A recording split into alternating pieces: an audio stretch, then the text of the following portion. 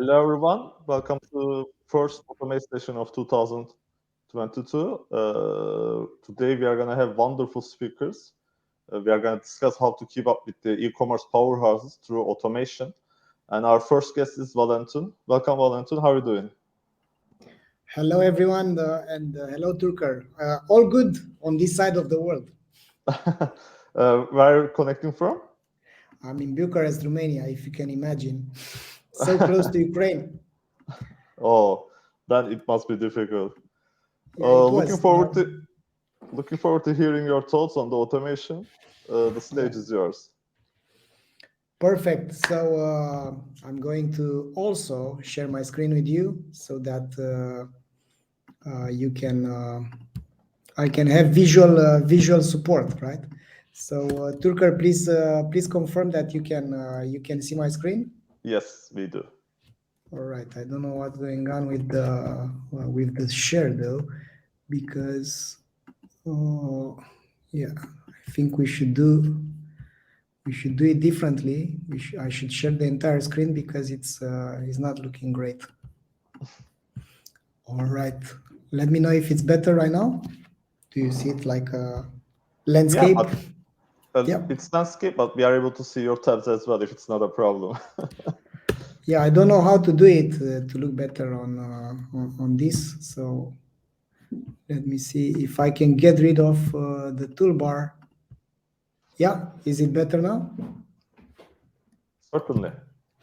Perfect. So how to grow your e-commerce by doing things on autopilot. That's my presentation. These are the 5 automated scenarios that I've prepared for you.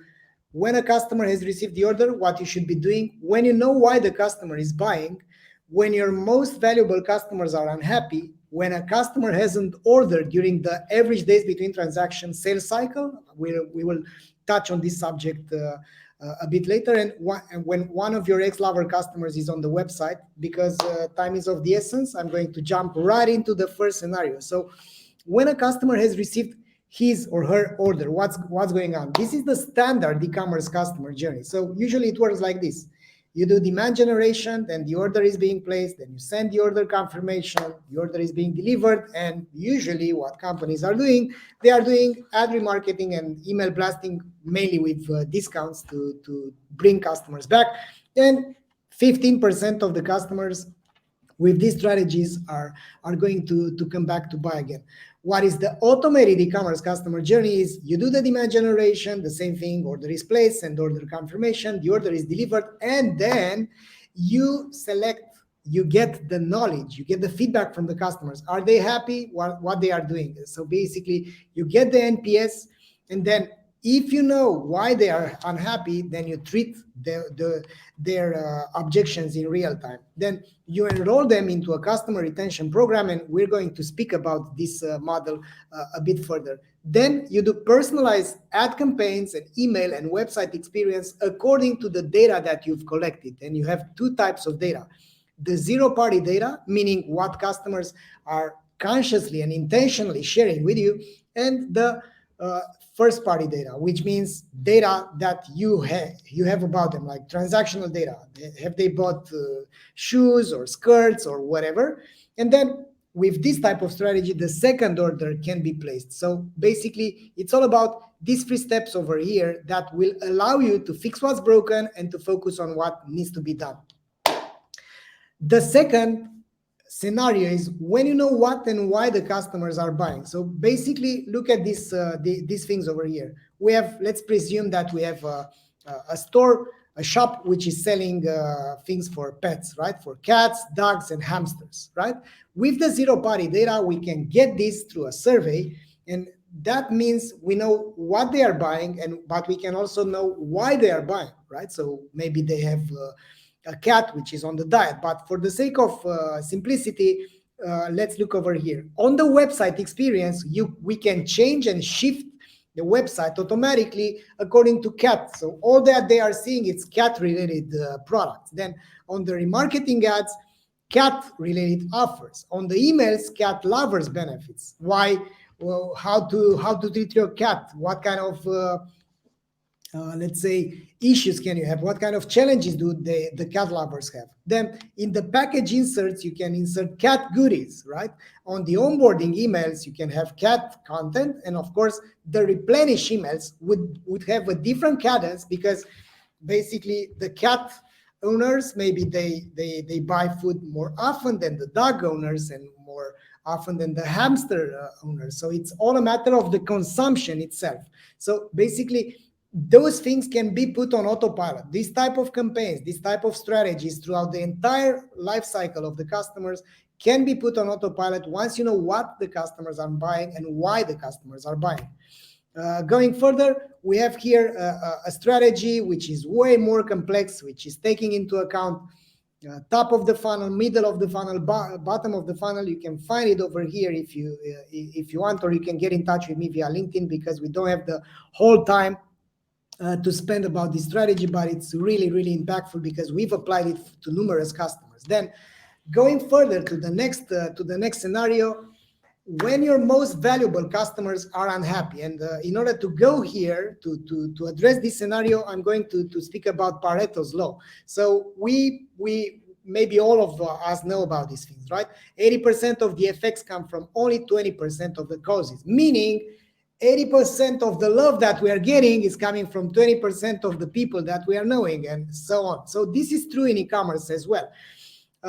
Basically, not all the customers are being created equal. Some are better than the others. So that means the best ones are the ideal ones. From our research, one single ideal customer generates as much net margin as 376 low-value customers. So it's not fair nor smart to treat everyone the same. So that means we have to do RFM segmentation so that we can find our ideal customers, right? So after 30% of the revenue is coming from returning customers, you have to do RFM segmentation. So what RFM means? Recency, frequency, and monetary value. Basically, we give scores to customers according to how recently they've bought, how frequently they've bought, and what their total customer lifetime value. How recently they purchased means you give them a score from 1 to 3, 1 to 4, depending, 1 to 4, depending, so that you can have all sorts of clusters, right? You will have customers with the highest recency, highest frequency, and highest monetary value. We will call them the soulmates, right? The most frequent buyers, they have the highest scores for all of those aspects. Then you have ex-lovers. They used to be soulmates, but now they are gone. Then you have breakups like low recency, low frequency, low monetary value. You want to ignore those, and so on. So basically, with this type of analysis, you will have this type of data like, hey, these are the soulmates. 3% of the customers generate 12% of the margin, and so on. So having this type of data is going to reveal you anomalies, right? So basically, on a scale from 1 to 5, a soulmate would be having highest recency. Let's say they bought in the last 30 days for the sake of example. Then they would have the highest frequency. Let's say they've placed more than 8 orders, let's say. And the monetary value is the highest as well. They would be having 5 as the monetary score as well. So these are the soulmates, and you need to take care about them differently, right? So how RFM works, after 30 days, these scores are going differently, right? So if you have 100 new customers that have the highest revenue, after 30 days, some of them will not order again, some of them will place 1 order, some of them will place 2 orders. And as time goes by, some will become soulmates because they placed 1 plus 2 plus 2, 5 orders. So 5% of the customers will be soulmates, 15% of them will be lovers, 10% will be potential lovers. And as time went on, the new passions that haven't bought again will become not to lose customers. And after 6 months, let's say, some of them will turn. As you can see, it's becoming such a complex thing. So basically, you'll have 6% of them soulmates, 16% lovers, 13% ex-lovers, and 65% of them don't want. So it is crucial to monitor the user experience and the customer experience for those type of customers, because you don't want to ruin your chances to have them satisfied, right? So on the pre-delivery NPS, you can automatically grab their score, right? Their NPS, and also you can grab it once you deliver the order. So having this type of difference between the expectations and the reality will allow you to see where your customer journey is broken, and also set scenarios like if this then that. So if the customer experience is low on the pre-delivery NPS and the customer segment is high, then you should be doing something. So basically, not only that is giving you clues by monitoring NPS, but it also allowing you to transform the customer support from a cost center to a profit center. So how you do this? For instance, we have this technology in place already. You grab the RFM segment, you see the NPS score, and then you send this type of tickets to the customers, right? So you collect the pre-delivery NPS, and if the score is low and the customer is a top customer, you can trigger an alert to customer service in real time.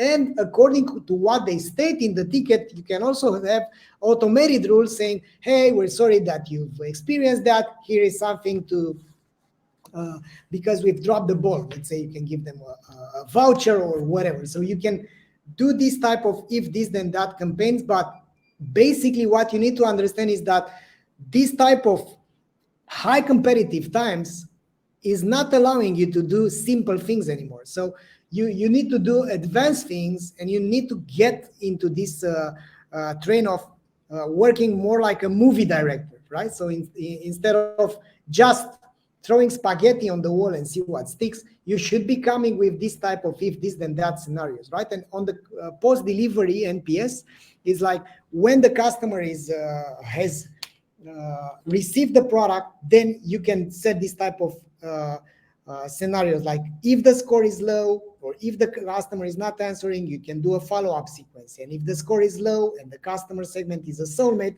you can get this to the key account manager to solve the problem ASAP. So if you want to learn more about it, of course, you can get to this blueprint that we have over here. Time to go further. We will have time for questions. So if you have questions, let us know on your chat, or we can talk after my presentation, which is going to last only 7 minutes. We have 2 more scenarios. Like the next one, when a customer hasn't ordered during the average days between transaction scenarios. So you can see over here, we aggregated data from more than 150 stores. So after 24 days, since the first order, the chances to place another order are 80%.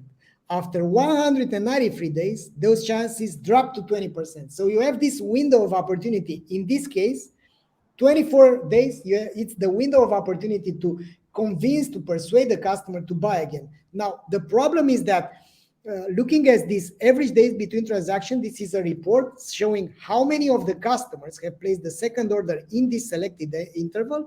It's allowing you to see that when is the right moment to follow up on the customer, right? So for instance, in this graph, you can see how the customers are buying. So these are the days since the first order, and these are the number of customers. So looking at this type of data will empower you to see when is the right time to follow up. So as you can see, the peak interval is between 27 to 40 something days.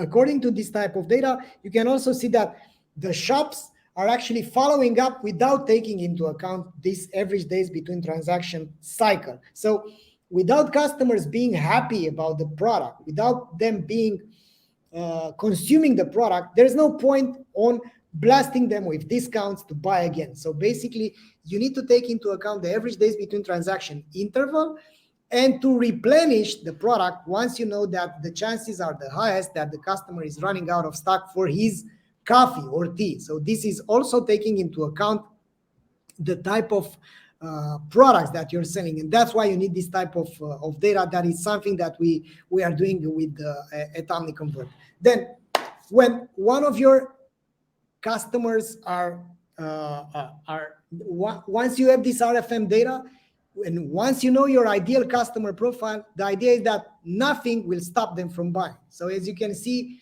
not even the barriers that you put in front of them, like this goose over here, right? You see the bulls, like bad user experience, bad, poor customer experience. Whatever you do, the ideal customers will come back and buy again. So, and that means you should be leveraging that. And one way to automate things would be to get your power customers, which are the lovers, the soulmates, the RFM segments, and to build lookalike audiences based on that. And how does it work? The shop builds audiences based on the soulmates. So basically, this is something that our tool is doing.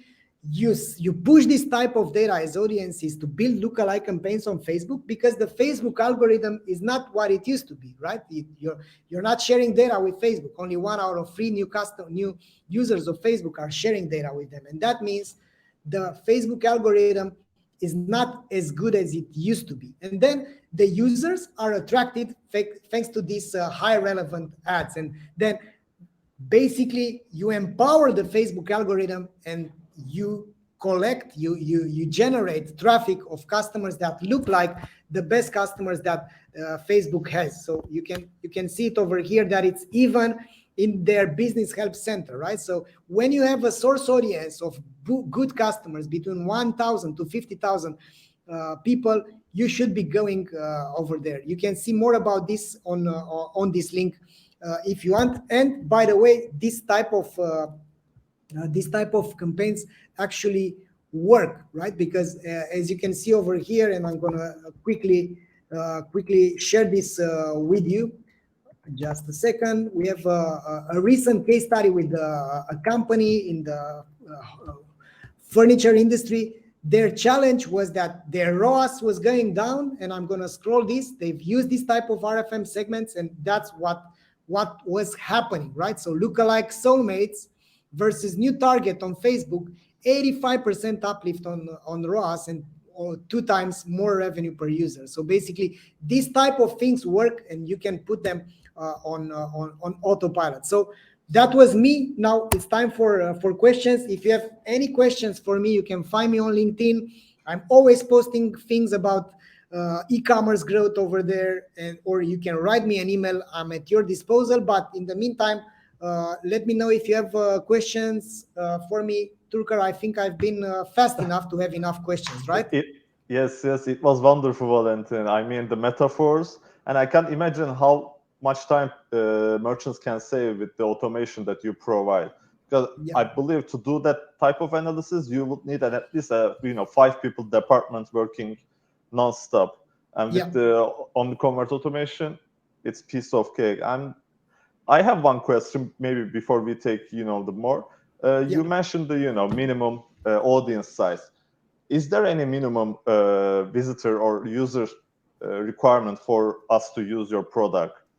Let's say my website is not taking that much traffic right now, but I would like to still make things automated. Would it be possible? Yeah, it's possible once you have at least 5,000 customers. So basically, after 5,000 customers, you can start to do things. But if you want to track the satisfaction of your customers, like NPS, which I think is crucial, you can do it whatever, if you even start today or tomorrow, right? Because NPS is validating that you have product market fit, and what you're doing is good. So there's no limit of the size of the e-commerce if you want to leverage NPS. If you want to leverage RFM, though, you need at least 5,000 to 10,000 customers, depending on what you're selling and depending on the vertical that you're in. There's one question from the chat. Where can I find that case study you showed at the end? Sure, I'm gonna provide you with the link right now, and I think you can read more about it over there. Yeah.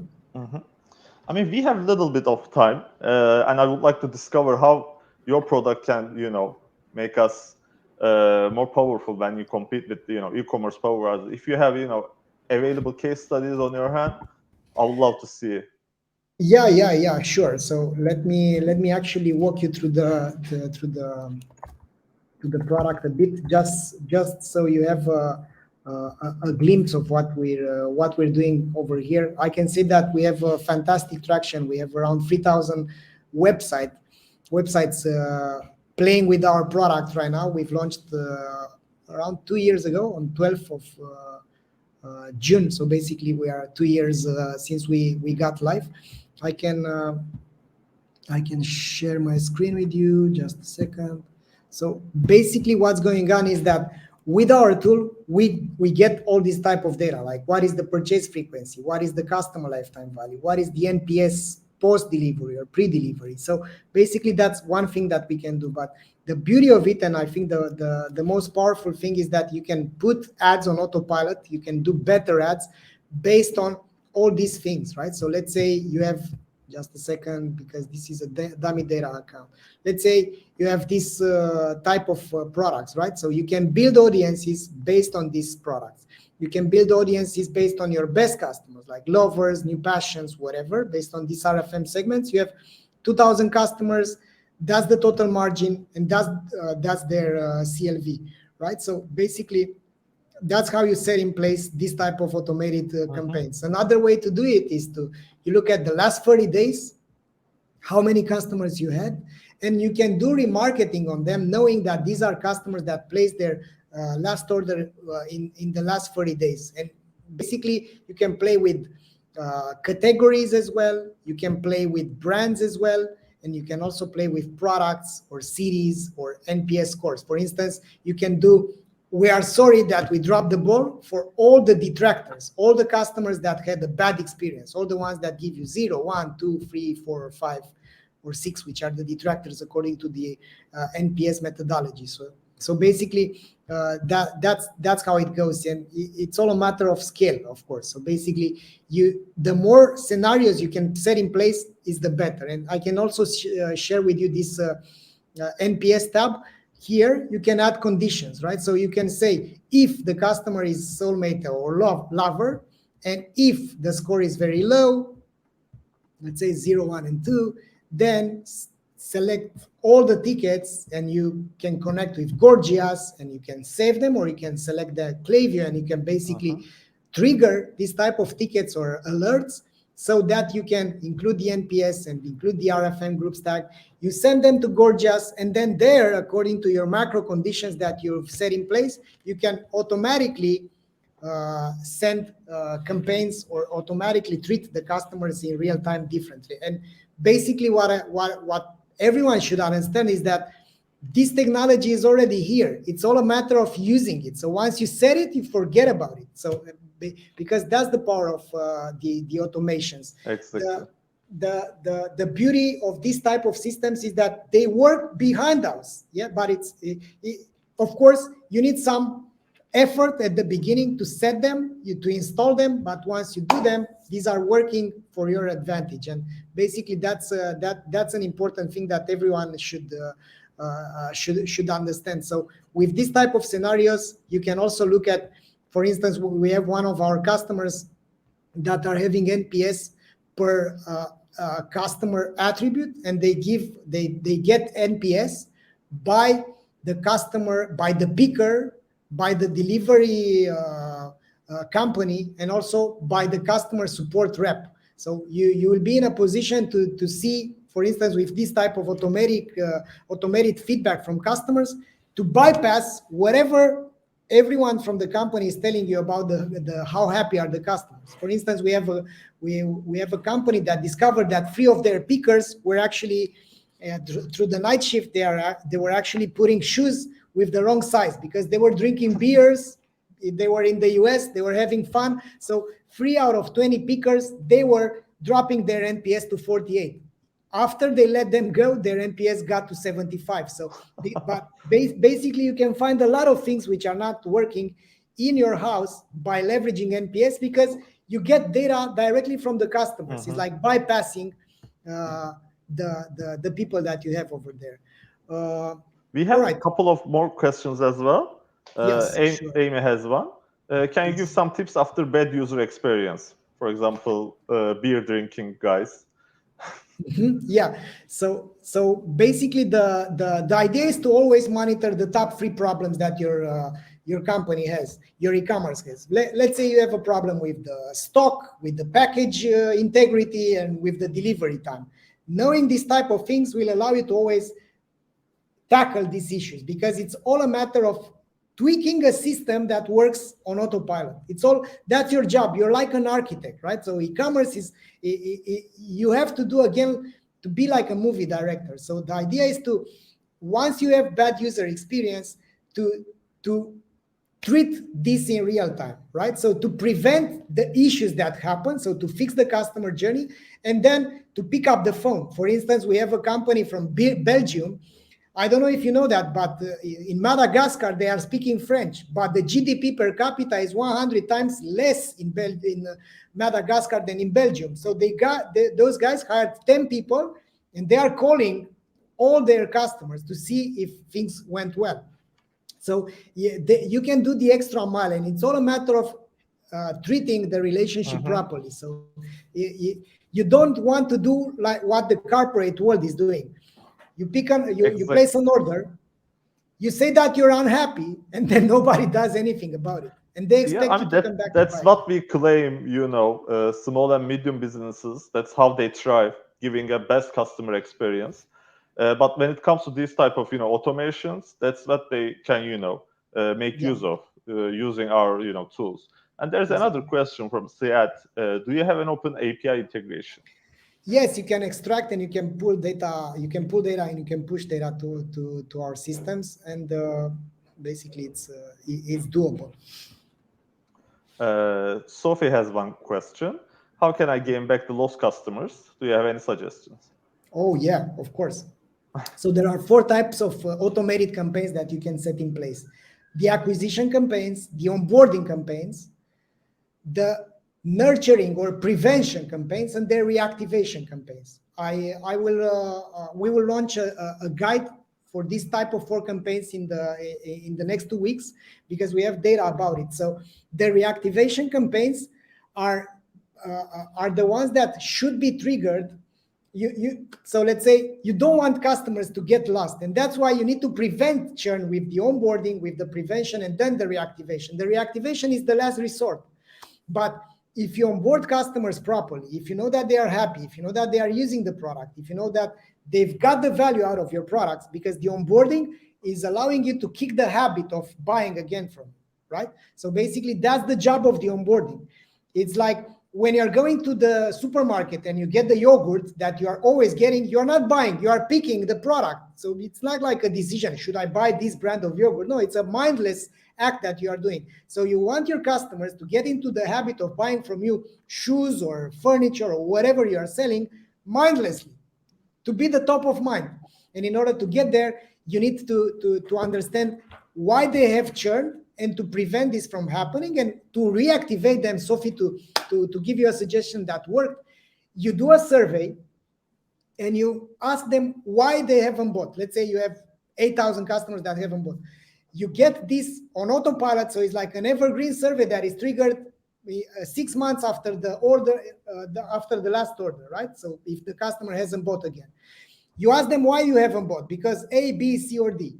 You prepare scenarios for A, B, C, and D. Let's say stock, delivery time, package, quality, whatever.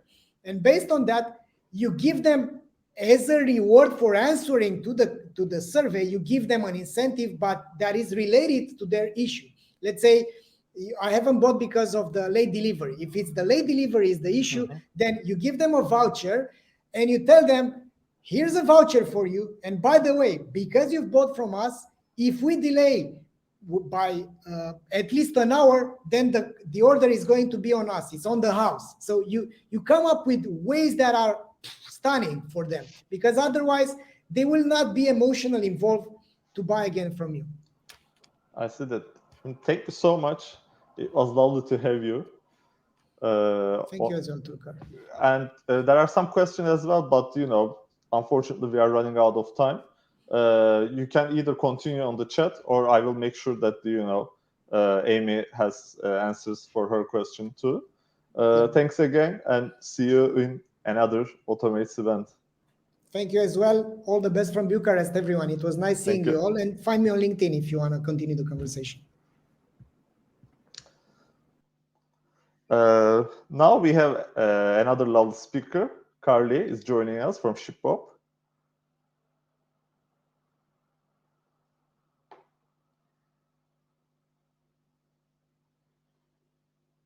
Just a little bit delay. Hey, how's it going? Can you hear me? Hello. Yes, we can hear you. Welcome. How are you doing? I'm doing good. How are you? I'm good. So we had a wonderful start with Valentin, so energetic. Looking forward to your part. Awesome. I will then go ahead and get started and go ahead and share my screen.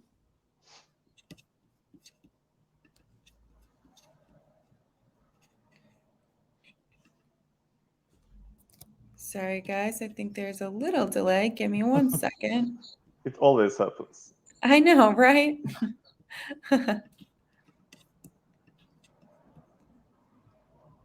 Awesome. Can you guys see my screen? Perfectly.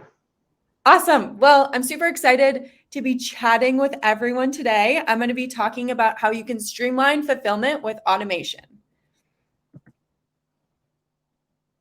And then my name is Karley Daudell. I am a senior partnerships manager at ShipBob. I've been with ShipBob for about 5 years, so I know a lot about fulfillment and I know a lot about e-commerce. So super excited to be chatting with everyone today. And if you can just drop in the chat if you use a 3PL or not, I will be curious to see who uses a fulfillment solution. So first things first, I want to go over what we're going to be talking about today. So we're going to talk about how you can save time and expand to new channels with less complexity. You can increase your customer satisfaction with automated tracking updates, and how to rely on AI and reduce your carbon footprint. So first things first, I want to give everyone an overview of what ShipBob does. So ShipBob is a global logistics platform that fulfills direct-to-consumer orders for D2C and B2B brands. We have 30 global fulfillment centers. We have integrations to all the major marketplaces. So think Shopify, BigCommerce, WooCommerce, Amazon, Walmart, all of the marketplaces. We offer B2B shipping as well as D2C. We offer our merchants to have custom packaging as well as custom gift notes and inserts. And I'm going to talk through how you can automate all this. And then we offer 100% coverage for 2-day delivery within the US. And we are a carbon neutral fulfillment company. And we have warehouses in the US, Canada, Ireland, London, Australia, and Poland. So first things first, what is a 3PL? A 3PL manages a brand's order fulfillment operations. So they're in charge of storage, picking, packing, carrier handoff. A 3PL uses a warehouse management software, also known as WMS. And I'm going to say WMS throughout this presentation, so that's what it means. And it helps streamline processes and maintain one source of truth for inventory. A 3PL can have multiple warehouses, but typically operate on the same software. So an example of this is ShipBob has our own WMS, right? It's our ShipBob dashboard. And no matter how many locations you're in, it all uses the same ShipBob dashboard, right? You don't have to have 5 different dashboards.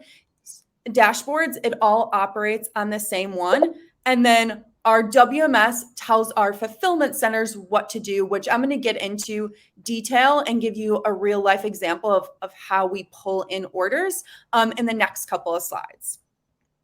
So first things first, I want to talk about how you can automate distribution of your inventory and why this is good and really why brands should be thinking about this. So everyone always asks me, Karley, what do the colors mean? So blue are the fulfillment centers we have today. Green is the ones that we've launched in Q1. Orange, you can see right here, are the ones we're launching in Q2. And purple are the ones that are coming in Q3. So essentially, you can see ShipBob has a lot of locations. And so what we ask brands to do is we actually say, hey, can you send us, 3 to 6 months of historical shipping data? And really what that means is, hey, send us, 6 months of zip codes of where you ship to. From there, we can say, okay, it looks like you should have inventory in maybe the most central spot of the US, which is Texas, have some on the West Coast in California, maybe right in LA, have some right on the East Coast, maybe right outside of New York and Pennsylvania. And so really what that does is when you have an order come through, ShipBob pulls that order in, brings it into the dashboard, and we say, okay, the end merchant is in San Francisco, so we're going to ship it from our LA facility. It's going to get to the merchant cheaper, right? Because instead of coming from New York to San Francisco, it's going LA to San Francisco. So staying within California, and it's going to get to the end merchant faster, which I don't know about you guys, but I think Amazon is just like embedded in our brains that we should get everything in 2 days or less. And so let's say, for example, I get this question a lot. What if I run out of stock in California, but I still have stock in other fulfillment centers, right? So then ShipBob is going to ship it from the next closest fulfillment center. So let's say maybe you have some inventory in Arizona or even Texas, let's use for example. We'll ship it from Texas because that is the next closest fulfillment center. And this is all automated. There's nothing you need to do on your end. ShipBob knows where to ship it from. You don't have to say, hey, I'm actually out of inventory in California, ship it from Texas. No, we will automatically do that on your behalf, and you don't have to edit or change any type of order. So next, I want to talk about how automation works within our fulfillment center. So, right, we grab that order in and we're shipping it from the fulfillment center. But what happens within the fulfillment center? So we go ahead, we grab that order from your e-commerce platform. I'm just going to use Shopify, for example. So we'll take that order once it's placed from your Shopify store. And from there, it populates in your ShipBob dashboard as processing. Our fulfillment center workers get a notification on their iPad that an order needs to be processed, right? So they're going to go to where your inventory is located. It's going to tell them, head to aisle 1B or 1A. And then they're going to scan the product. They're going to grab the amount of quantity they should grab. They're then going to hand it off to packaging. They're going to put it in a box. They're going to print the label on there, and then they're going to put it in the Gaylord. So we obviously partner with multiple carriers. So let's say it's a UPS label, for example. They'll put the label on it. They'll mark it as in transit, and then UPS will come. They'll pick up the package. They'll scan it, and then you will get a notification that the package is now with UPS. And this is all automated. It's within your dashboard. So if you're ever like, hey, what's going on with my order? You can easily see this. And so next, I want to talk about how you can save time and expand to new channels with less complexity. So automate your warehouse management. Identify problems, make decisions, and communicate with partners every step of the supply chain, all in real time. So WMS, again, warehouse management solution. Benefits include, so having a strong WMS, the benefits are you get real-time global fulfillment visibility, right? Like I said, you know what's going on with your inventory within your dashboard. Wherever your inventory is. Maybe you have inventory in Poland and Australia and Canada. You can easily see that. And then accurate inventory levels across all the warehouses. So just saying, okay, I have 10,000 units in Australia and I have 15,000 units in the US. Just an easy way to see that. And all of that is automated. As we're picking, as we're sending orders out, we're consistently updating your inventory levels so you have the most accurate picture of what your inventory levels are. And then dynamic connections to local carriers. So ShipBob partners with all the major postal carriers, right? UPS, DHL, FedEx, Canada Post. And what we do is we say, okay, in orders going from LA to Chicago, the most cost affordable way to get that there is via FedEx. And so we'll ship it FedEx. But maybe the most cost affordable way to get it to New York is using UPS. So we're going to automatically search the carriers for the cheapest postage rate. That way you're getting the best deal and your merchants are getting the best deal. And if you say, hey, Karley, I've had really bad experiences with one of the carriers, no problem. We can eliminate them out of your algorithm. And then, of course, you can do automation of bulk order edits and set up rules. And basically what that means is, let's say you have this really nice insert. It's a really nice thank you card, and you want it in every single one of your orders. Within the ShipBob dashboard, you can actually say, like, place that as a rule. And so when we pull an order in, everything's automated. We know, hey, every order, no matter what the product is, we have to grab that insert and we have to put it in the box and ship it out. And then, of course, integrations with the leading e-commerce software. We do have an app store. So if you want to connect your return solution or your, I don't know, inventory forecasting or anything like that, you can automate that with the ShipBob dashboard. That way, everything flows from the ShipBob dashboard to where you need it to go. And then explore new channels to reach new audiences. Adding more channels doesn't mean you need to add complexity. By leveraging a connected fulfillment solution, you can seamlessly expand to new channels without changing existing fulfillment operations. So really what this means is like, you want to make sure that you can automate everything, right? You want to make sure that your 3PL connects with the platforms you're selling on.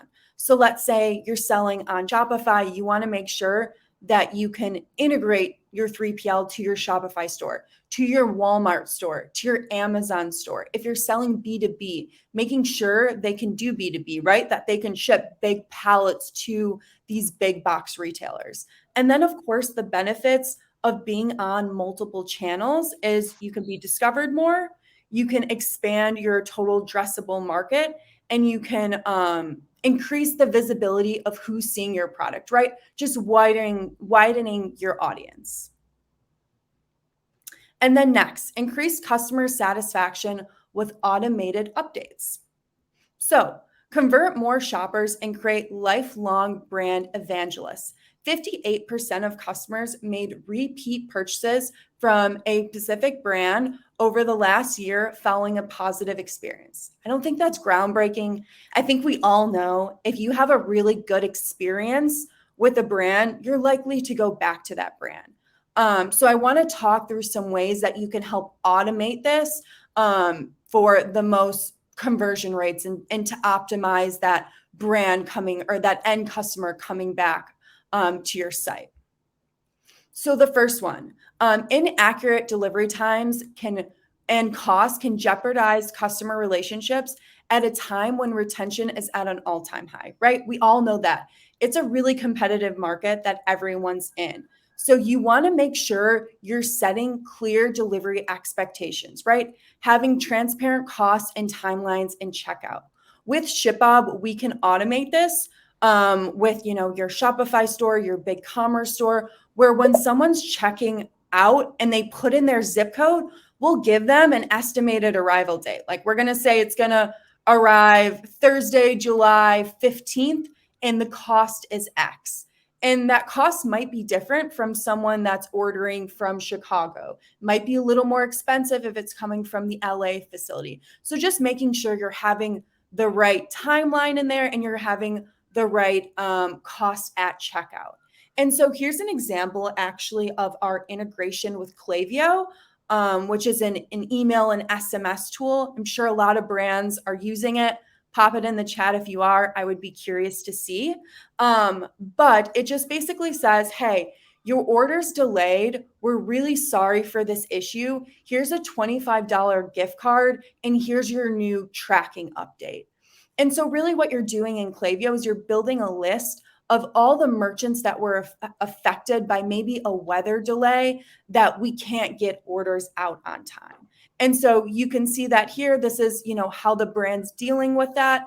And then another great example is SMS. I would also love to hear how many brands are using SMS. I know I love when brands use SMS. I love to see shipping updates. I love to see that really automated experience from the time I place the order to the time the order's in transit. So here's an example of a brand that's using SMS and someone, responds and says, hey, where's my order?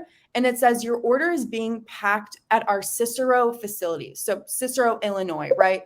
In Chicago. And so really what that does, it just gives a level of detail of like, hey, sometimes I get that and it's like your order's processing. And I'm like, what does that mean? But seeing something like, hey, your order's being packed in our facility in Illinois just gives me a level of clarity of what's going on with the package. And then provide support at every step of the delivery experience. I think this just goes to really what I've been saying. Let customers know exactly where their order is at any time with data-driven customer support. So just giving that, update of, hey, we actually are low on stock, or hey, there's, a weather delay, we can't get the order out, or hey, your order's set to go out today. Like just giving, I think, that extra piece of clarity and automating that and just really making sure that your 3PL integrates with your entire tech stack is going to be crucial. Awesome. So next I'm going to talk about automation can help save money and reduce your carbon footprint. So use AI to make smarter packaging decisions. Sustainable practices can drive 306% plus higher LTV. AI can determine the best size and type of packaging that you should use to be, for your product to be shipped out. I don't know about you guys, but I've ordered sometimes like one thing and it comes in this massive box. And I'm like, okay, this is interesting. This cannot be great for the environment. And did I just pay more for this to come in this huge box? Like, I'm not sure. And so with ShipBob, we can definitely automate and know what boxes to pick based on how many products are in that box. And then we do have an integration with Pashama that helps offset carbon emissions. So through our app store, you can help automate that by installing that app, and then all of your carbon emissions are offset. And we just see a lot of our brands doing this. I mean, a lot of our brands are eco-friendly brands, and it's super important for them to, their products to arrive in the right size box, not using a ton of bubble wrap or anything like that. So yeah, we just see that as a trend that's really not going anywhere. Awesome. So to recap, we talked about how to have connected technology, time and money, and how you can save that, and then customer loyalty and retention. And then today we are offering $1,000 in free shipping credits. If you want to apply to that, you can just go to this link. I will make sure to share it in the chat for you guys. And thank you guys so much. I will hand it back over to the Automates team.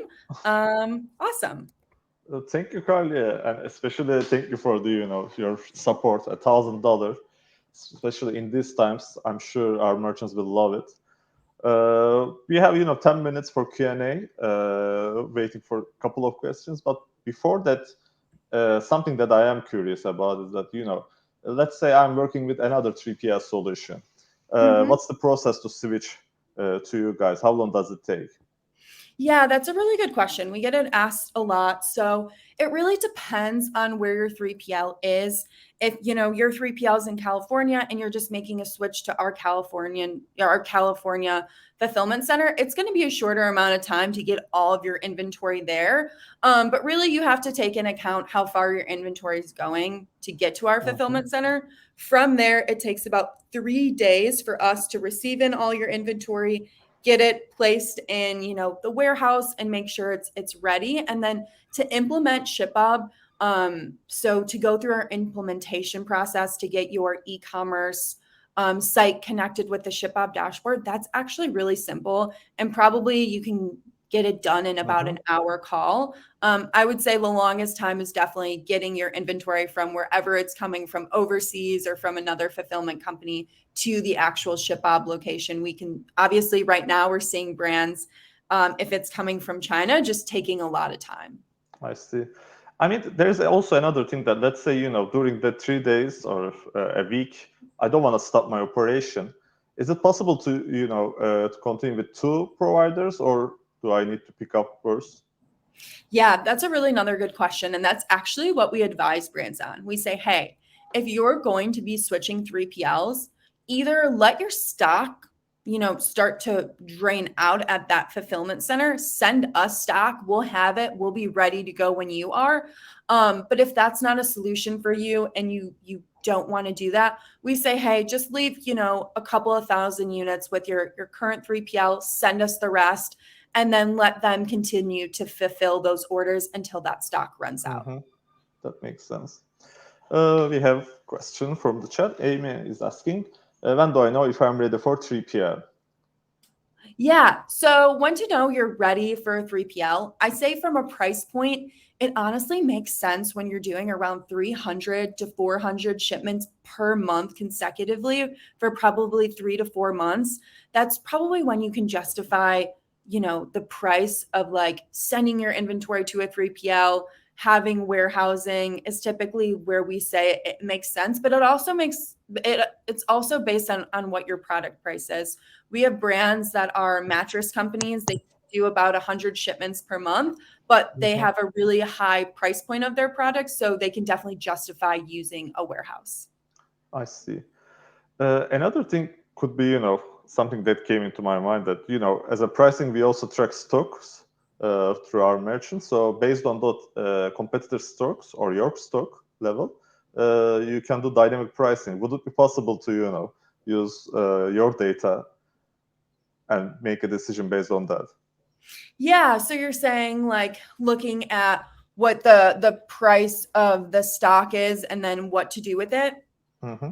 Yeah, so definitely is like one indicator that can help you. I also think like splitting inventory definitely isn't for everyone. I say like when it comes to splitting inventory, depending on your SKU count, if you have, 100 plus SKUs, it's going to be really expensive to split your inventory. But if you have a lower SKU count, you definitely can split your inventory pretty easily. So yeah, I always tell brands to think about the warehousing cost as well. I see. Another question from Sophie. Thank you for the presentation. I wonder if when should I start splitting my... Oh, that was the one. Sorry, my Yeah. bad. No, you're good. And yeah, so we are waiting one from the Chris. How do I switch 3PL? Yeah, so how you switch 3PLs is just like having conversation with your 3PL if you're not, if you don't want to continue, just being open and honest with them. And then, like I said, just letting some stock drain out from your current 3PL. And in that period, sending inventory to your other 3PL. You never want to have this lag where you have like all of your inventory like in transit going to your next 3PL because all of your orders are going to be delayed. So just, making sure that you're still keeping a little inventory, or if you're self-fulfilling, continue to self-fulfill until your new 3PL is ready to go ahead and start shipping. I see. I have one more question. Yeah. Let's say, I'm in the business with seasonality. Is there a way to, stop the agreement with you guys and not pay the, monthly fee? Or how does it work? 100%. We don't work off of contracts. We have a lot of seasonality brands. We have brands that do pool products.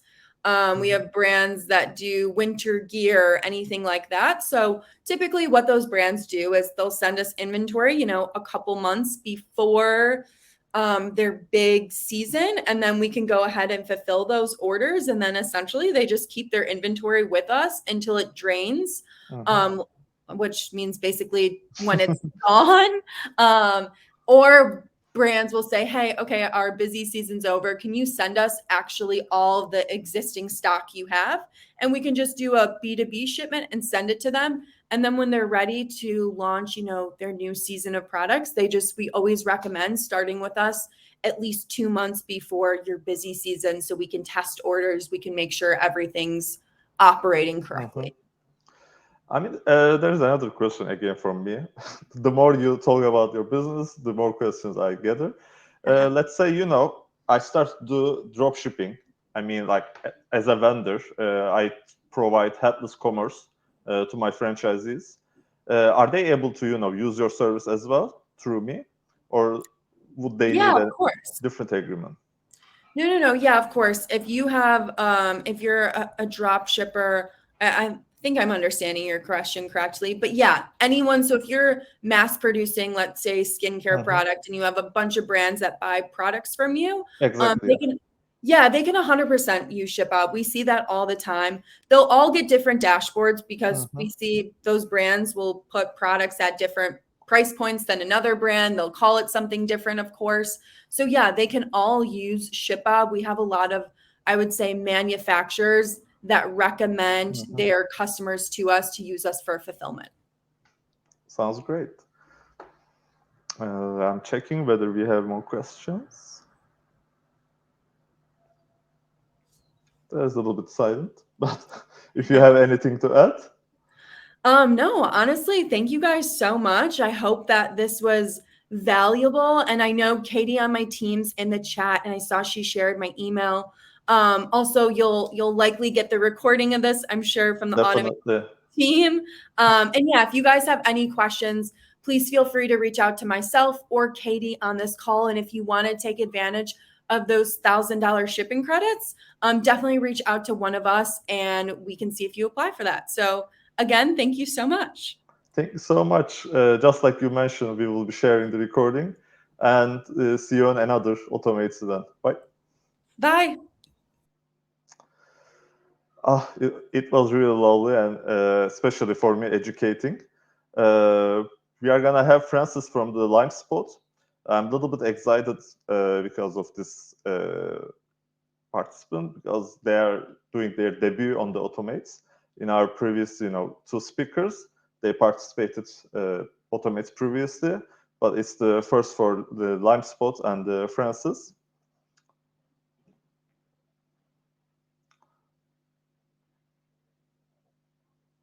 Hey, Turker. Hello, Francis. Welcome. Thank you. As I mentioned previously, I don't know whether you heard or not, but this is your first time at the Automates, and we'll, having a joy to have you. Please, the stage is yours. Awesome. Thanks so much. Well, thanks for having me. Thanks to the Automates team for the invite. I'm really happy to be here, and thanks for everybody watching and attending to join us today. I will share, like the rest of the presenters, my screen. Are we good? We're seeing this? Fantastic. It's perfect. Excellent. So my name is Francis, and the head of revenue at LimeSpot. And today I want to discuss with you personalization, but at scale. And this is where automation makes a lot of sense. Let me just get this thing working. All right. And so for those of you who don't know LimeSpot, LimeSpot is a journey optimization platform that leverages personalization to create unique experiences for customers. And so these kind of unique experiences essentially allow merchants to deliver those an experience that's more intuitive to customers' expectations and preferences, and overall lowers the friction throughout the journey, and obviously eventually leads to better performance for the merchant and drive revenue. So I have prepared for you 3 different use cases to see in action what personalization mean and how better leverage automation for to achieve this. But before this, I wanted to talk a little bit about personalization, just to make sure that we understand well what this means. And I think we intuitively know what personalization is. But essentially, there's 2 parts to this. So the first one is the data collection of the process. So it's not unlike what we were hearing earlier with Valentin at the first presentation with Omniconvert. But essentially, the idea is to collect data such as demographics. We can also collect like geolocation data, a purchase or browsing history, affinity, intent. So there's a lot of data that our customers give us, either zero party by asking us, by giving this information freely, or by being able to observe what they are doing on our stores or in the point of contacts that which we have with them. The other side of personalization is the taking action on this data and creating those differentiated journey based on what we know of that customers. And so this goes beyond, obviously, we all know the changing the token for the name and that kind of stuff. What I'm talking about here is going a little bit beyond this and creating those unique paths from potentially those outbound campaigns on the site to post-purchase, etc., where the various pieces are tailored to what we know of that customer. So it is a very, very big topic. as you can imagine. But today what I want to do, as I mentioned, 3 different use cases that will go progressively from very simple to a little bit more complex. Obviously, there's a couple of things why it's pertaining to today's talk is that doing this, at scale requires some automation, and the reason we will want to do this, which is exemplified by this slide here, is that according to Salesforce here, 84% of customers prefer to be treated as human rather than number. And what does it mean to be treated as a human? Is to being recognized as being different than others, other customers, based on a number of data points that I've shared earlier.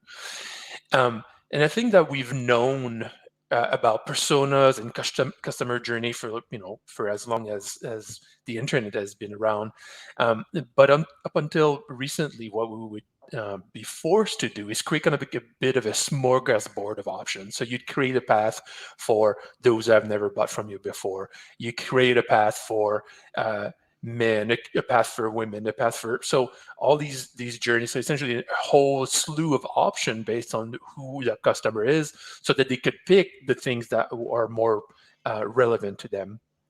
But now with advancements of technology and the affordability of those products, now we are in a position to actually create those journeys for those users and removing some of the choice overload that they may be experiencing. Before I move on to sharing with you the 3 tactics, if you want, if you're keen on participating, do you want to share in the chat whether you are using personalization at all? So it can be anything simple or something a little bit more complex. I'll just wait here for a few seconds, see if we can get some answers. If not, that's okay. We are using, certainly. Awesome. Well, at least Turker is in my gang, so that's great. That's great to know.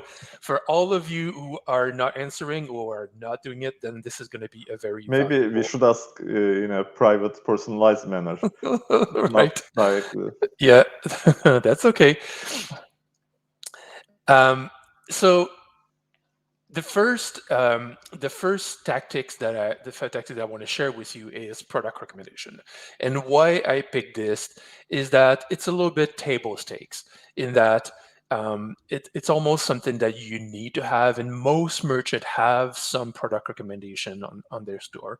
And by table stake, I mean, 3 years ago, 4 years ago, 5 years ago, there were different technologies that were emerging where it wouldn't make sense to launch a store without. So think about, would anybody launch a store without product review or without shipping notification? So, and the answer is no for this. And what we're seeing in the market, and especially the last year and a half, is that product recommendation are making their way onto most websites, whether it's through a third-party app or whether it's a native platform. The other great thing, or maybe the reason why it's such a great thing to put recommendation, is that they're available throughout the entire customer journey. And typically what we are seeing is people starting with upsell, cross-sell, and cart, but eventually they want to grow to putting a product recommendation in other places. For example, showing bestsellers on the category page, or a trending product on the homepage, right? So you can accompany the journey of your customer throughout their journey on your side by helping them making the right choices. And in the end, what this means is that it creates, allows the customers to be more satisfied with their purchases, but also from the merchant standpoint, obviously it drives better performance. So increased conversion, increased order value, and increased revenue. Now, I've made a quick mention about native versus third party, and I wanted to give you maybe a bit of an insight as to how LimeSpot does it. Because we're using an AI, and this is really where the automation comes into play. So when you install LimeSpot's app on your store, we do a couple of things. So the first thing is that we look at the catalog. So we crawl the catalog and use natural language processing to be able to understand the product and create a bit of a schema around them, so that our AI is able to almost like understand the product as a human would. We also look at the order history. And this allows us to do a couple of things. One of them being the create or understand the relationship between products, but also understand the relationship between people and product, effectively giving us the two sides of the equation there. So on the one hand, we know what products are likely to be bought by who, and on the other hand, who is likely to buy which kind of product. And as we track the customer on site and look at their behavior, we're able to infer what their intent is and then put the right product in front of the right person at the right time. So the setup is really simple, and then you just have to sit back essentially and let the AI do the work for you. And so, so as we're seeing here, Beekman is one of the largest, if not the largest, goat milk based skincare brand in the world. And when they launched their store, they were doing a lot of the manual merchandising, upsell, cross-sell. And as they implemented LimeSpot on their store, they realized that, one, it was easier. Didn't have to spend as much time as maintaining the site and making sure that the products shown were relevant and fresh, but also that the AI would be able to provide better outcomes than when they were doing it manually. So it's a really low-hanging fruit. If you're on the fence, if you're not doing product recommendation on the site, it's an easy start. There's a lot of automation that can be leveraged, and I'd recommend that you do this as a next step in your day or tomorrow at the latest. The second use case or example of automation that I want to bring to you is, so it's a Google Shopping feed. And so obviously this could be for other ad systems, but in the case of LimeSpot, we do have an integration with Google Shopping. And there's two parts to this. So the first part of the feed is obviously to be able to connect your store to your merchant center and making sure that the inventory between these two parts is up to date. So to make sure that you're not, for example, running campaigns for products that are out of stock, or as you add new products that they're not showing up on your Google Merchant Center. So that's kind of like the basic premise of that field. But in the case of LimeSpot, if I go back just a couple of slides here, as we were looking at how the product gets enriched, we are in a position to be able to pass this additional information to the merchant center, and which leads to better organic, so better ranking in the Google Shopping listing, but also increase the ROAS. And how this works, we have one of our partners called StatBid here, and they put it succinctly here. But essentially what this does is that by enriching the data, merchants are just able to increase the pool of potential impressions that they can serve their ads to, and consequently improve the overall performance of their campaign. So maybe here worth reading this once or twice, but as you get the replay of this deck, you'll be able to spend a little bit more time considering what's being said here. What we're so I wanted to provide also kind of like a bit of an example of what I meant by this data enrichment, that automatic data enrichments that we do. And so this is showing, this slide is showing 3 different areas of the back end of our app, where you can see, and this is the electric bike that we saw a couple of slides back. And these data points are extracted by our AI and allow to better align, to better complement this particular product data to drive sales. And one of the nice thing I think, or one of the essential thing of automation is that if we can leverage some sort of AI who can do 80% or 90% of the job, or some sort of system that can do this, and yet give us the ability to tweak things over time to make sure that we get to enhance or to improve the performance of what automation does. This is really where the power lies. And I want to again give you a quote from one of LimeSpot customer, Bicycle Warehouse. Here's Debbie being one of the co-owners there. And it comes back again to this idea of ease. So flip the switch and performance there, where it figures itself out, right? So I think this is really what the basis of automation is making it easy, set it and forgetting, and hopefully get better performance out of what you're getting.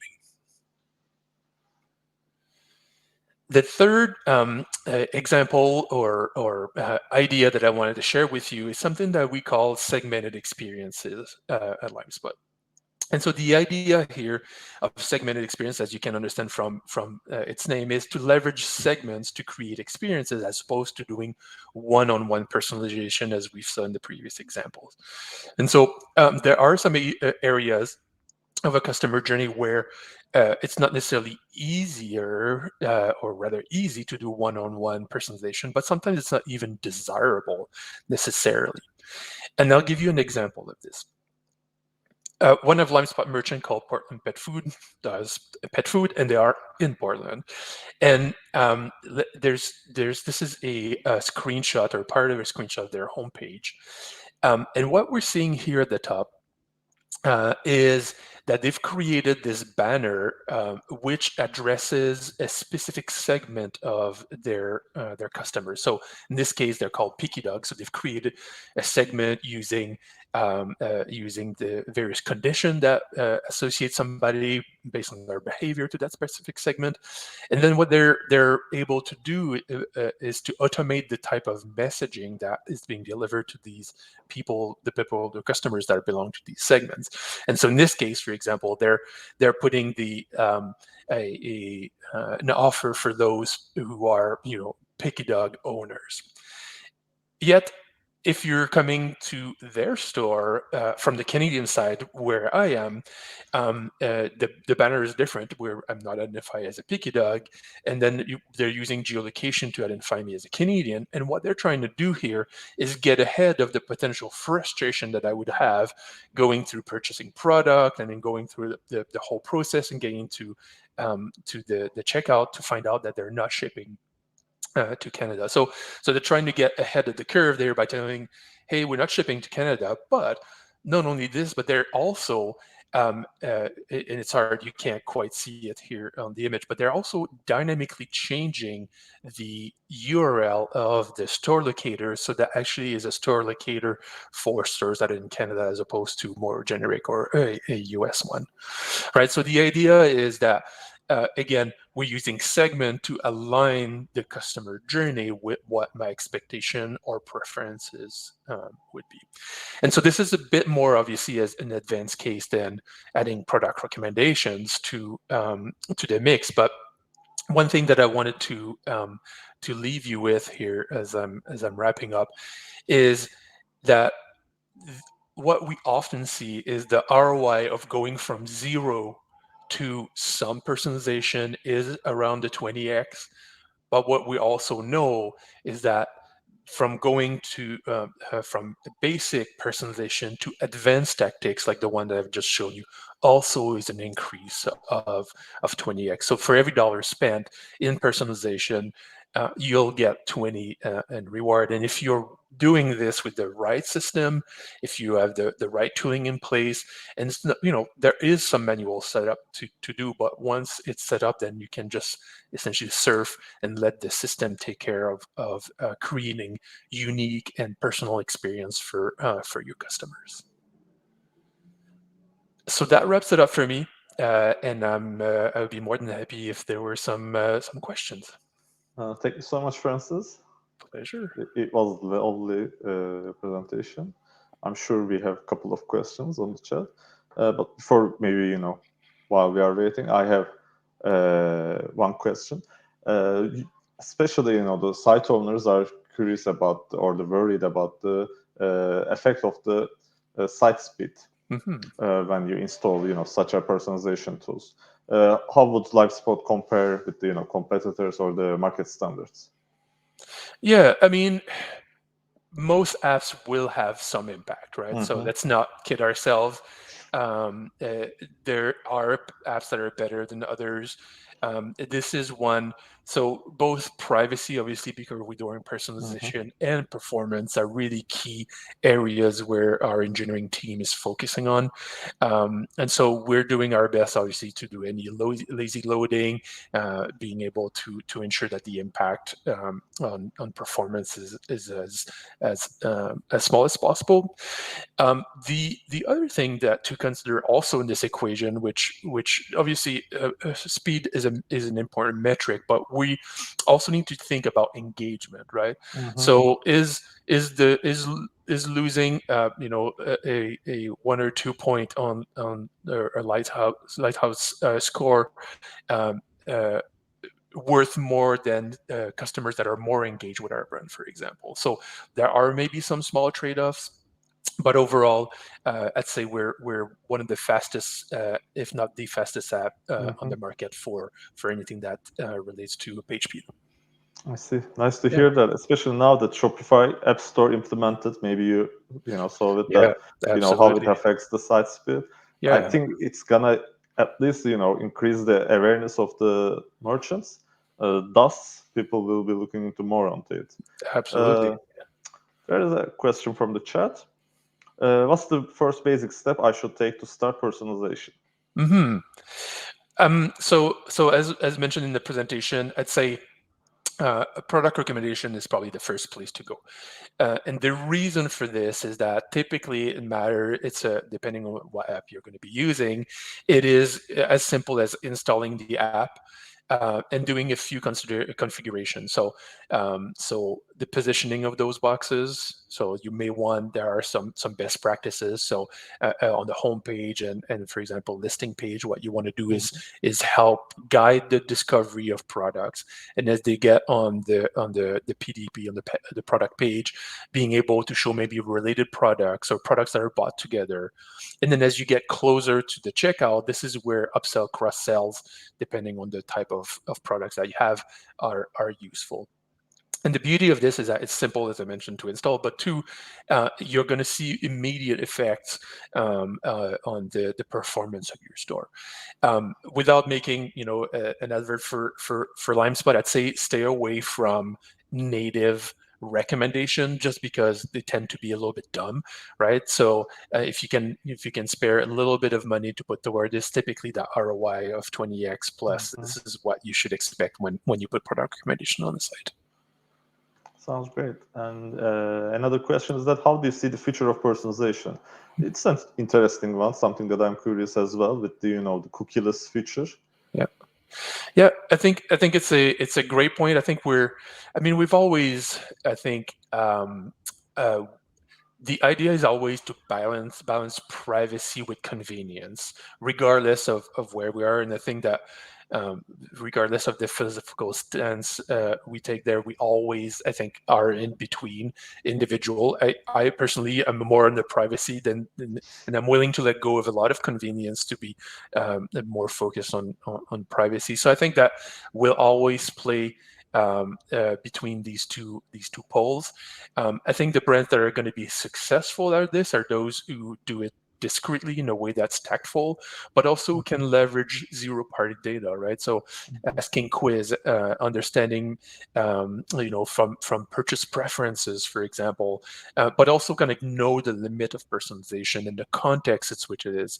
So if we're often looking at retargeting ads, often they're lacking context. I may, I do have some personal challenges with ads or retargeting ads on social media, because often I'm not there in the spirit of shopping, so to speak. I do understand why they're there, but so I think we're going to see a great dance. If anything, what I can tell you is that for the last year and a half, we're really seeing an increase, an uptick in merchant wanting to not only go beyond that personalization, so going into better personalization in email, getting better personalization in their ads, better personalization in SMS, like all of these things. So really thinking of personalization as truly the omni-commerce, if you will, across the entire customer journey.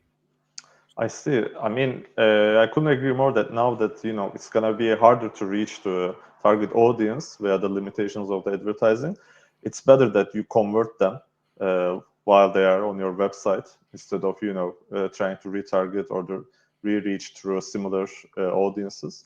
Wonderful. Thank you so much. Yeah. I want to address maybe one thing that Chris mentioned here, and which I think he says, let's say we're trying our best, which I think was the question, are you personalizing? And that's great. And so we ran a survey recently, and out of that survey, one of the question was, how do you think, how do you position yourself against your peers? And 80% of the respondents, have indicated that they're feeling that they have to catch up to their peers, right? And there's so much technology to personalize, so it's not surprising that would be the case. But also, I think personalization is a good candidate for what the crawl, walk, run approach, right? So as Sophie mentioned, let's start with product recommendations on site, maybe just an upsell, cross-sell in the cart. That's a good place to start, and then grow over this. And then after this, maybe we want to start personalizing an email, and then maybe we want to do something like dynamically changing the content of the site based on segments, and we can essentially start small, optimize, do A/B test if the platform that you're using allows you so, and then build on successes, incrementally build on successes, and to further the sophistication of your personalization offering. Wonderful. Yeah. Thanks for the comment, Jack. I mean, I'm curious about the Google Shopping optimization the LimeSpot provides. I mean, there was a part on your slide about the target impression. Maybe, for those who are not so familiar with the term, you can elaborate and explain what you are doing at LimeSpot. Yeah. So the slide that I've shown, I just wanted to make sure I realize I do have a little bit more time as it relates to Karley's slide presentation to be a bit shorter. So, but I wanted to stay within time, and so I kind of dumbed it down a little bit. I appreciate that. but now that I have a little bit more time, so there's kind of two key components that what we do. So the first one, as I mentioned in the slide, so is the data enrichment. So the ability, for example, to have richer data. Google will, you, through your Google Shopping ads, you have a potential pool of impressions. So there's going to be a certain amount of people that you're going to be able to reach based on the data that you have and people doing those queries.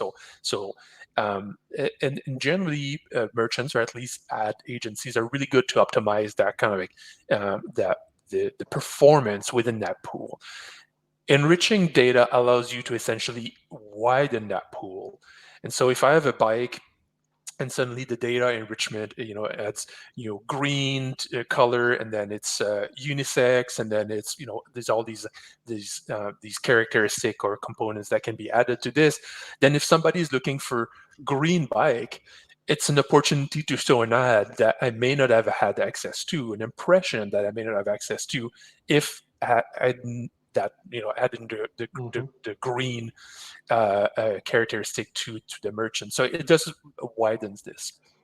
The other part is that any segments that are being created in LimeSpot through our segmentation engine can also be used to create custom audiences and for shopping ads. And so again, this is as an less of an impact on the impression pool, but as an impact on the performance of ads in general. So these are the two pieces. So just a quick mention also. So those of you who are doing Google Shopping know that they're migrating away from Google Shopping into what's called Performance Max, and this is something that obviously LimeSpot will do, and I think we're launching our update to Performance Max in the coming couple of weeks. Good to hear that. Yeah. I mean, it seems like we are out of questions. It was really lovely having you. thanks for the info, and I'm quite looking forward to the next sessions with you. Likewise, thanks so much. LimeSpot.com, or reach out for me, Francis Pilon, on LinkedIn. Feel free to send me any questions, and hopefully you'll get to, if you're not doing it already, get personalization on your site this year. Thank you. Thanks a lot. Bye-bye. We had Francis with us. Like we mentioned previously, we are going to be sharing all the recordings with you, so you are not missing anything. Now, another newcomer from reviews.io, Richard, will be joining us.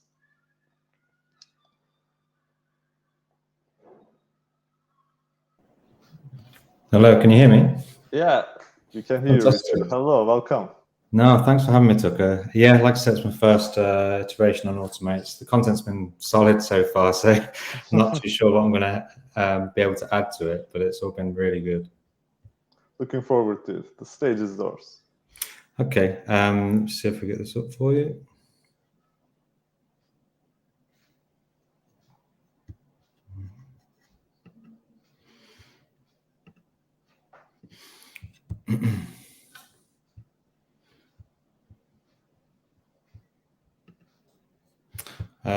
Bear 1 second, it's authentication. No, I do apologize.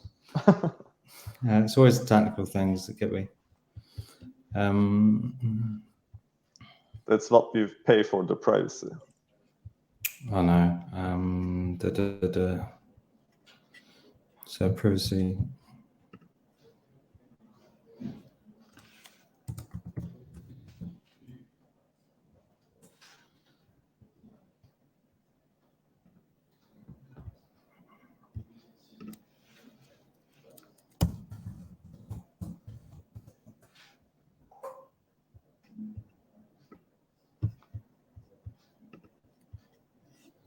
Okay, should be good.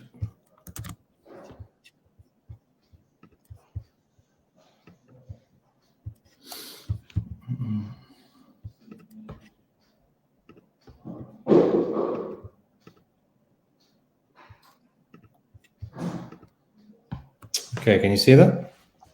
Yes, we can.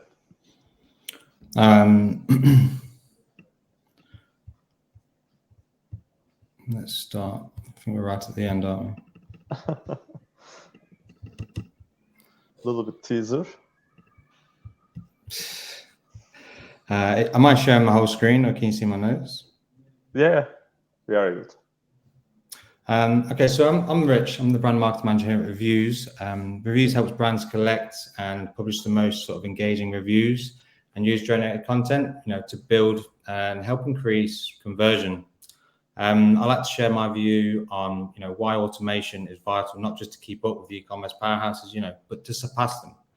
41% of e-commerce stores' revenue comes from just 8%. Of this, customers that profitable 8% are, ones invested in loyalty to your brand, and so that loyalty all comes down to the experience they've had, not just until the point of purchase, but for the entire customer lifecycle. All good experiences, is largely automated. It's not just the value of retention you stand to gain either.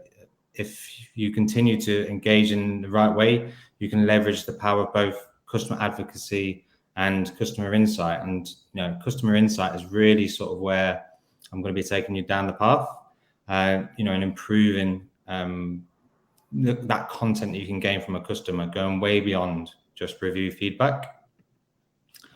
Okay, so send an invite, receive some feedback, reply, say thank you. Okay, that's kind of a review strategy at its basic form.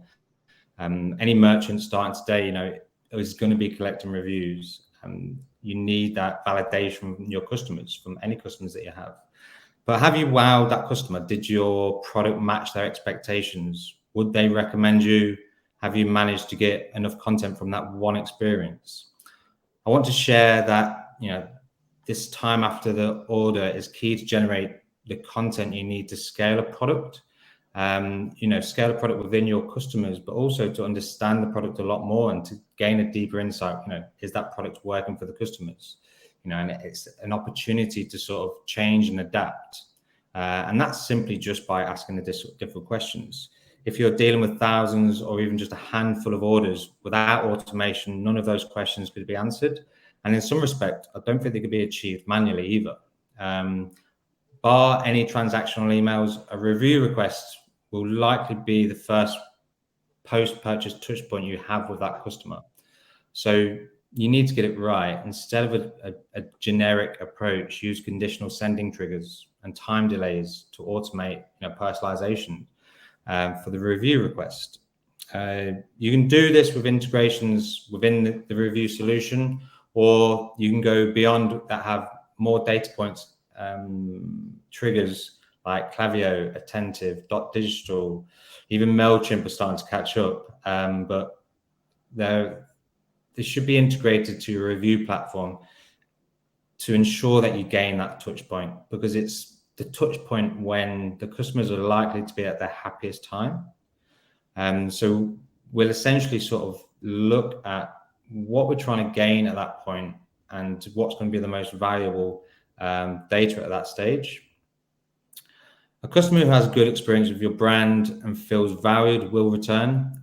Using communication flows, you can trigger strategic flows based on review data. For example, if a review comes in at 3-star or below, you can salvage that customer's relationship with a carefully considered support email. These support emails should be triggered automatically by a tech stack using Gorgeous, or something that's going to notify your customer service that there is an issue and it needs to be resolved. Customers are 5 times more likely to filter a 1-star review than they are a 5-star review. This is largely down to customers wanting to see how the negative review is responded to. People want to see if it goes south, or if there's an issue, then it will be resolved. By responding to that quickly, you can either reverse a negative review or simply, just display how good your customer service is. And displaying that on front pages, on review content, and potential customers reading that is only going to instill confidence. So I would never ever shy away from a 1-star review. Embrace it almost, and take that opportunity to really hit home how well you're going to deal with your customers. So use negative review display in your customer services, really. There's no need to remove them. A quick tip as well to avoid a negative review is set a time delay. 30% of all negative reviews are failures in fulfillment. They've been sent even before they've received the goods. Try not to send a review invite before the products are received, because like I said, it's just going to upset the user. We're trying to improve this customer experience. I think it's been highlighted that we want to wow the customer, and by keeping that customer, it goes back to the statistics at the start that that 84% of your audience is really going to make the difference in the revenue stream. It's the single most effective thing you can do to avoid a negative experience, by setting up time delays that's relevant. So those time delays could be, you ship outside of the UK or outside of the US. You want to extend that invitation. You want to try and time it exactly when the goods have essentially fallen on their lap or in their door. There's apps out there that can sort of notify, the fulfillment of that good has been successful. Send the invite from there. It's moving in so many different ways that we need to, take on automation and learn what the new steps are and how we can always improve. You can set it up and leave it to do its thing, but you got to test some more. You'll learn more from the negative reviews than you'll ever from a positive review. What I would like to start talking about a bit more is, how do you get more out of your review content? Feedback is great, but it only gives you a snapshot of what you do. I think people will happily leave a positive review if they had a good experience, but does it give you an insight into the product, and is it going to serve the next customer? Do you know the attributes of a customer from a review? It's something that's too often overlooked in the post-purchase phase. But if you're not focusing on attribute data, you're really not going to know what works and what doesn't for an individual. So neither does a potential customer. We're in a world now where we buy everything online, so we need to give the customer more than just a product image and a product description, and even more than just general feedback. Can we give feedback based on how a product fits, or whether a product ran larger than it was expected? But then can you also align that product to the customer's attributes? So the customer that has written a review, did the top run a bit short, but the person writing the reviews maybe 6 foot, 7 foot tall.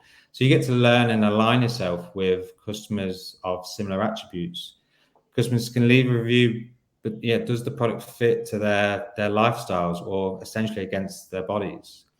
That's where attributes for the product and review come in, by asking those additional questions like rating specifics like fit, comfort, and quality, instead of just an overall experience.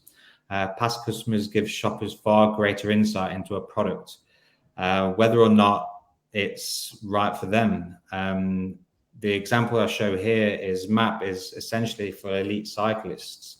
They had to ensure that it was comfortable, the performance was there, and it's a performance fitting garment. So what they found out is a central metric was essential. So it wasn't that it was good or bad, it was ran small, ran too large, or it fitted just right. So people can engage much deeper insight into that garment, and align themselves with other customers that have similar attributes.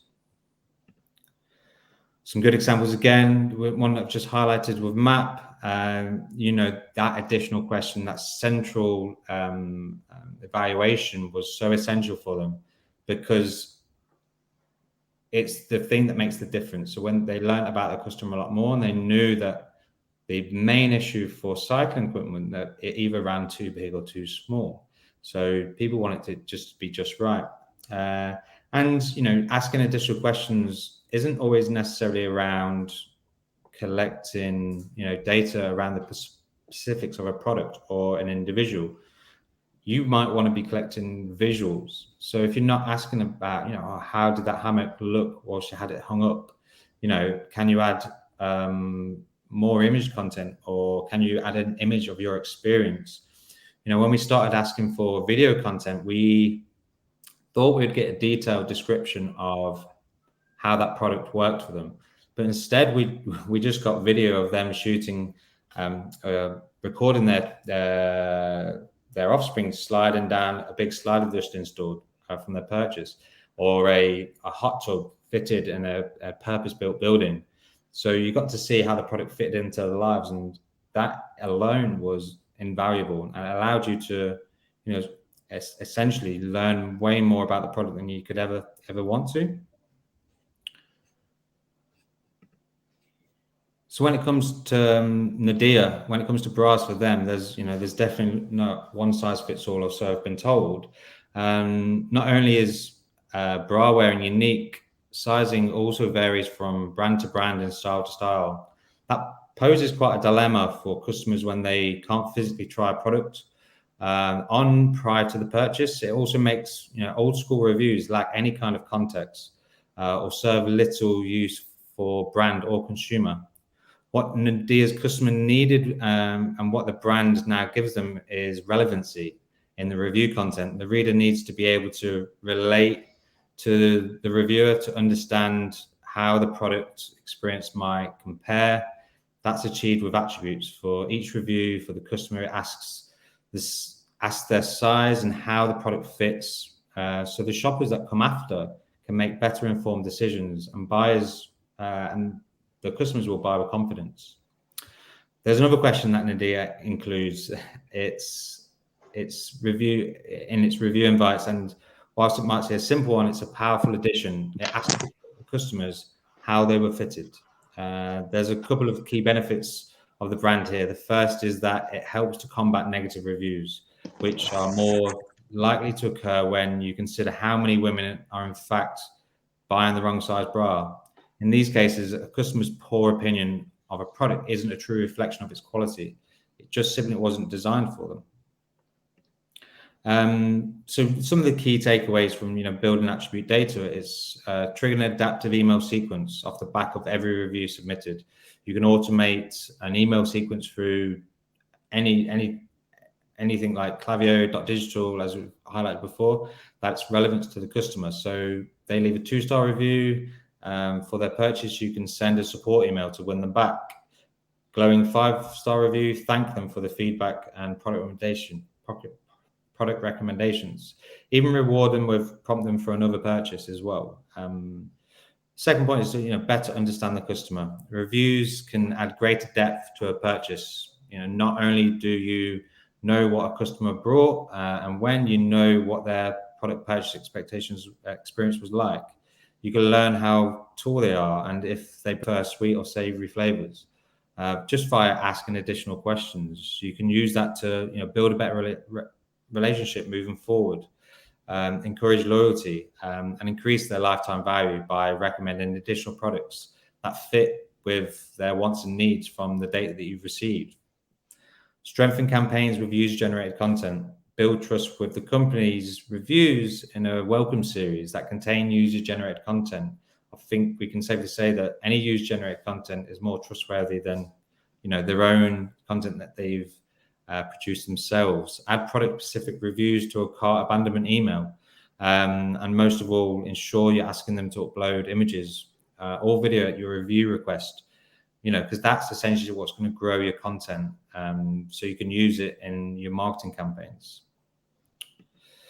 And ensure that investment you've put into the acquisition has paid off. With a lot of time, effort, and money spent convincing a new customer to click that buy now button, nail your post-purchase strategy, and you'll keep them coming back as a loyal customer. Not only that, you'll have actionable data on how to improve your business and be more authentic, engaging content to use in your marketing campaigns. So that's really what I'd love to share today. I know I've got quite a bit of time to sort of cover as well. My main points always from that is embrace negative reviews. It's the biggest point, and the easiest way to avoid them is set up flows, automation to send to the customer at just the right time. There's nothing worse, which you can probably agree with, is asking how a product was when you don't even have it in your hands. I think it's going to annoy some people incredibly fast. I'm pretty sure you do agree with that, Turker. Definitely. I mean, especially, I like the part that you mentioned, embracing the negative reviews. As for me, a personal experience, when I see that a brand has some negative reviews and they replied with a constructive way, it totally reinforces my trust to that particular brand. So I'm sure at least in my case, they are more valuable than the positive reviews. At least when I have a chance to see how that brand responds to criticism. It was a theory I found out with our own data. We publish most product reviews and company reviews on our own site as well. And there's a filter 1-star, filter 5-star. Nothing in between really. People either are reading the positive reviews or just going there and selecting 1-star, and it's 5 times more likely to be selected than any other option. So we know that people are looking for it. I think if you ask anyone, if you ask yourself, when you're looking at a product, what do you read? Do you read the positive reviews, or do you read the negative ones? I can almost guarantee it's the negative, but what are the connotations for that? Why are you reading the negative reviews? Is it about the product, or is it about the service? Largely, it's down to the service, and that you want confidence in the brand that, if there is, you understand things go wrong all the time, but will it be resolved, and will it be sorted quickly? And if you illustrate that in that negative space or that negative review on a reply, it just amplifies how good your service really is. We have a couple of questions from the chat. Yeah. Thanks for the presentation. Your focus is to collect and display reviews for e-commerce stores. Is that right?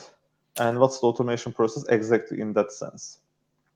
Say that again. So your focus is to collect question and from display Amy. Amy is a little bit confused. I think how reviews.io is collecting reviews. Yeah, so from a simple perspective, yes, that's what we do. We collect display reviews on the e-commerce store, but as a product, what we're trying to push is the boundaries of that content. So the content is way more than just good feedback or bad feedback. It's attribute data where we need to start automating it. The beautiful thing about a review invitation is that just the right touch point for a customer to tell you more about the product. If you can gain an insight into how it fits to them, into their lives, and you can share that with other customers, it's going to, increase conversion. It's going to, educate you about your product. There was a time where we only shopped from bricks and mortar, and there was test shoppers, and they went in, they tried products, and you spend thousands of these experiments, but essentially you're getting it from your most trusted source and the people that shop with your brand already and actually want those goods. So you get to know firsthand exactly, what those products are doing and whether they need to be adjusted. So if you're only asking how was your experience or how was the product, you're missing an opportunity. You should be asking multiple questions about, the individual products or the individual service that you provide. Am I able to personalize the questions based on the shopper? Oh, Let's absolutely. say I know that person got their product a little bit, later than usual. So I don't want to ask their delivery experience. I know that it wasn't nice, but I would like to ask something else. So you're talking about whether you can send it at a different time? No, personalized questions for different segment of people. Yeah, 100%. Based on their previous interaction with my brand. Yeah, so the good thing about building a tech stack, Klaviyo has an amazing amount of data points. And we work really closely with Klaviyo because they're experts in email marketing, we're experts in reviews. And what we can do is learn about the products that they've purchased and set up a flow based on their purchases. So if they've brought a mountain bike, you can ask them a review request to say, have you taken your bike out for a spin yet? If they've only brought a top, you're not going to ask them whether they've taken their bike out yet. So based on the products that they've purchased, you can set up a flow to say, well, don't send them that email template, send them a different one based on their purchase history. And that's the easiest way, to communicate to a much larger audience, to be more personal, and to gain a deeper insight. If you're on a campaign looking for to increase your video content, then think about the products that they're purchasing. Not every customer is going to be purchasing something that's going to be video related. You might want them to talk about it, but you might just want to see it in action. You might just want to see that hammock hanging from the tree or from your garden, wherever you might want to place it. So it's about setting up flows or flow sequencing. So an email invitation isn't just send it to everyone that's checked out. It should be send to an audience that have these conditions, and on these conditions, send them these templates or these, and then on those templates, you can send them to a collector that has dedicated questions just for that scenario. So set flows is easily the most essential thing you can do to sort of wow the customer and not just do a round robin. We've gone way beyond just like any marketing campaigns and sending it to all. I see. One question from Chris. Is there a specific time period to ask for reviews from customer? I mean, as a best practice? And the other one is, maybe after this. The statistics come down to the same ones that you would look at for email marketing. When are they likely going to be on a bus, looking at the phone? So it comes down to your audience. So know who your audience is firstly, know where they're going to be. I'm sure everyone has client profiles. Try and work out, the best sort of time for them.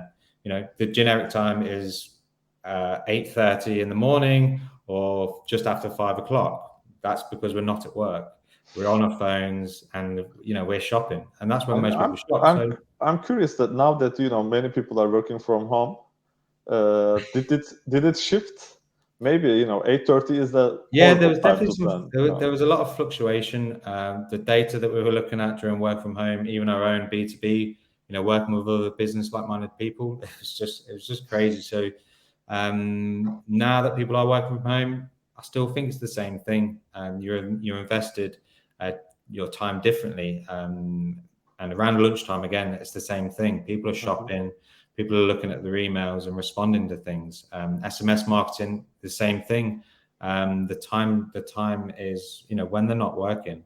But again, learn your audience. Your audience might be retired, so it might be 2 o'clock, 3 o'clock when they wake up. There's another question from Chris. Apparently, Chris checked the reviews.io website and ran into review booster feature. Can you explain more? Yeah, so the review booster is an amazing feature for anyone starting out. So essentially, you'll have an order history, and that order history you can upload a CV file, which will essentially, send an email invite out to your past previous customers. So the review booster is really good for customers that have got to a point where they're ready to collect reviews. They have 1,000, 2,000 orders that they might have done already, but they have no review content. And you can send an invite to those customers by using the booster.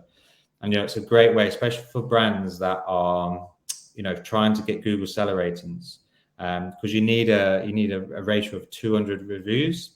So essentially, you need to boost your review score up to capitalize on that, as well as the review boost. If you just started out and you're quite small, you only have a handful of reviews, and the review boost allows you to have a lot more content to display on your website. So maybe not great for brands that are sending thousands and thousands of reviews, because you'd want that flow structure to be set up. You want to make sure that you're sending at the right time. But the review booster is essential. It's the manual process to the opposite to automate, is that we want to just boost that review score on your initial setup. And that's where we've seen the best practice for it. Not from the chat, but from my curiosity, that there are some comments, news that there are review farmers in the some countries, and especially on Amazon. They try to boost. Now that you mentioned the review booster, that came into my mind. Is there a way to verify or make sure that your store reviews are collected in a good manner? And even especially Shopify App Store, as a app marketer, I'm telling that some competitors are also giving bad reviews to their competitors, just so that their ratings and the listings will get affected. Is there a solution that you provide in that manner? Yeah, so we have an obligation as a review license, as a Google licensed partner, to have systems in place that can recognize dubious review claims, whether they're positive or negative. We understand that brands get attacked with their competitors leaving bad reviews, and we give our anybody who collects reviews and that can access the account the ability to flag that as suspicious, and we obviously verify reviews based on email addresses. Now, you can't just write a review on anything. You have to have a proof of purchase. So an invite is sent out, and we know the proof of purchase because it's integrated to your Shopify store. So we don't need to ask them what their proof of purchase is. So if you get an invite, that's almost essentially a verified review. But if somebody's just going onto your webpage, leaving negative reviews, it comes in unverified, and we go and check to make sure that's verified. It's also important. We have an obligation to actually share a bad experience if somebody has had one. So we can't just remove that. And that's called review gating. Without naming other brands, it's been highlighted a huge issue, and that's simply because they've parked it and they've maybe not made it a priority. We're massively on being authentic, and it's exactly why we're trying to drive attribution to review content, because we've gone beyond just leaving negative feedback. They were rubbish, they were terrible, don't ever use them. We're asking for images, we're asking for video. Video content is a bigger cognitive load to ask somebody for a review, but it's the most authentic bit of content that you could have. Yes, there's deep fake video, but that's quite an investment to make a fake review. But essentially, like, that's what we're driving brands to do, is to go beyond just feedback, to ask for attribution data, to ask, you know, additional questions that essentially is going to give more authenticity to that individual review. If you're not driving authenticity and just kicking up real basic reviews, then, you know, how's that really serving you? So yeah, on both sides we have an obligation to investigate, and we have an investigation team solely that just looks at fake reviews, because we do get it with the review booster as well. We have an AI that can recognize dubious claims and will automatically flag you know, people trying to game the system. But it's a great question. It's something that, you know, everyone wants to ask. Our biggest search term, you know, on our blog is how to remove a Facebook review, how to remove these. So again, it comes down to that negative review stuff. If you can respond to a negative review, like, sorry, I don't know who you are, we can't see your order data on record, you know, respond to it in a positive way. If you're emotionally involved in your company, get somebody else to write a response. That's always seems to be a better approach in responding to negative reviews. Somebody that's not emotionally invested. Let's see. I think we are out of questions.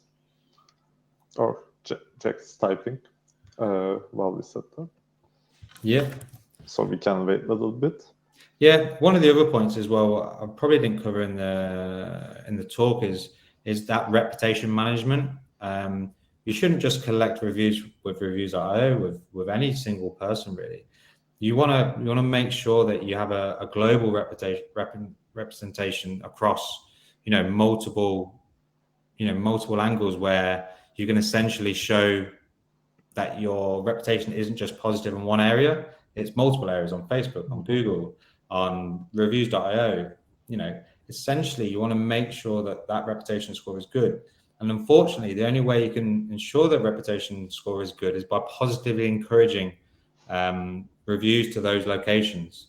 So you need a solution. And with reviews.io, you can set that up. You can set it to go to Yelp, to go to Facebook, to go to Google, to go to Trustpilot, and essentially driving traffic to that site to positively encourage a good score.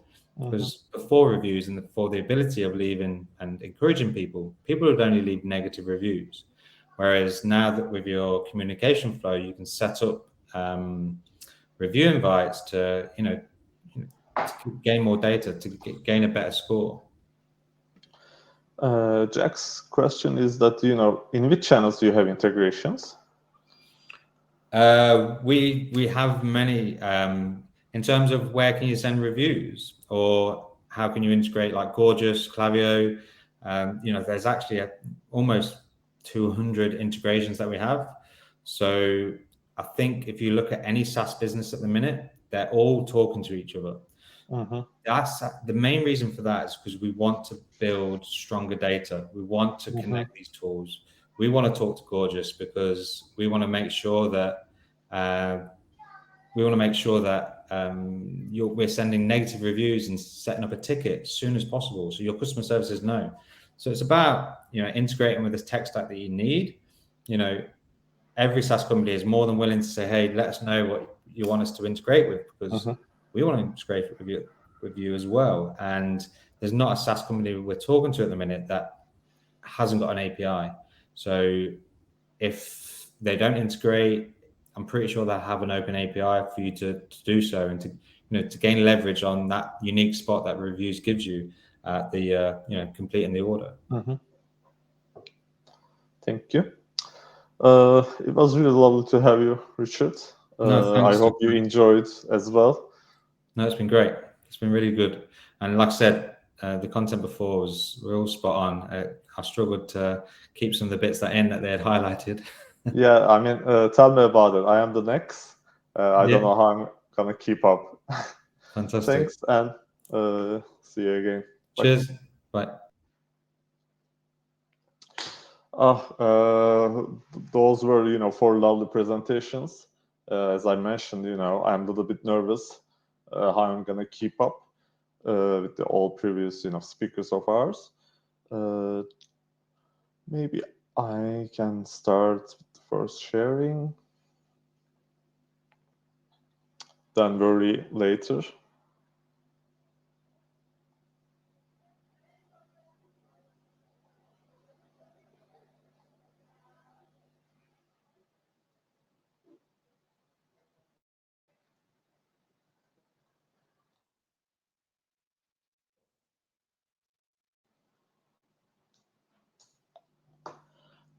It's taken a little bit of time. I hope you are able to see it. Today, I'm gonna talk about how we can beat the e-commerce powerhouses through dynamic pricing. First, I would like to introduce myself. There are some.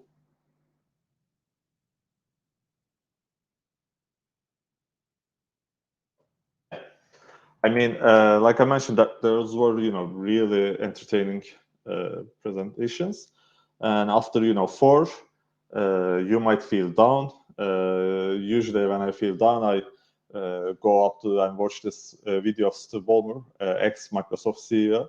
It really pumps me up. So maybe a little bit, teaser.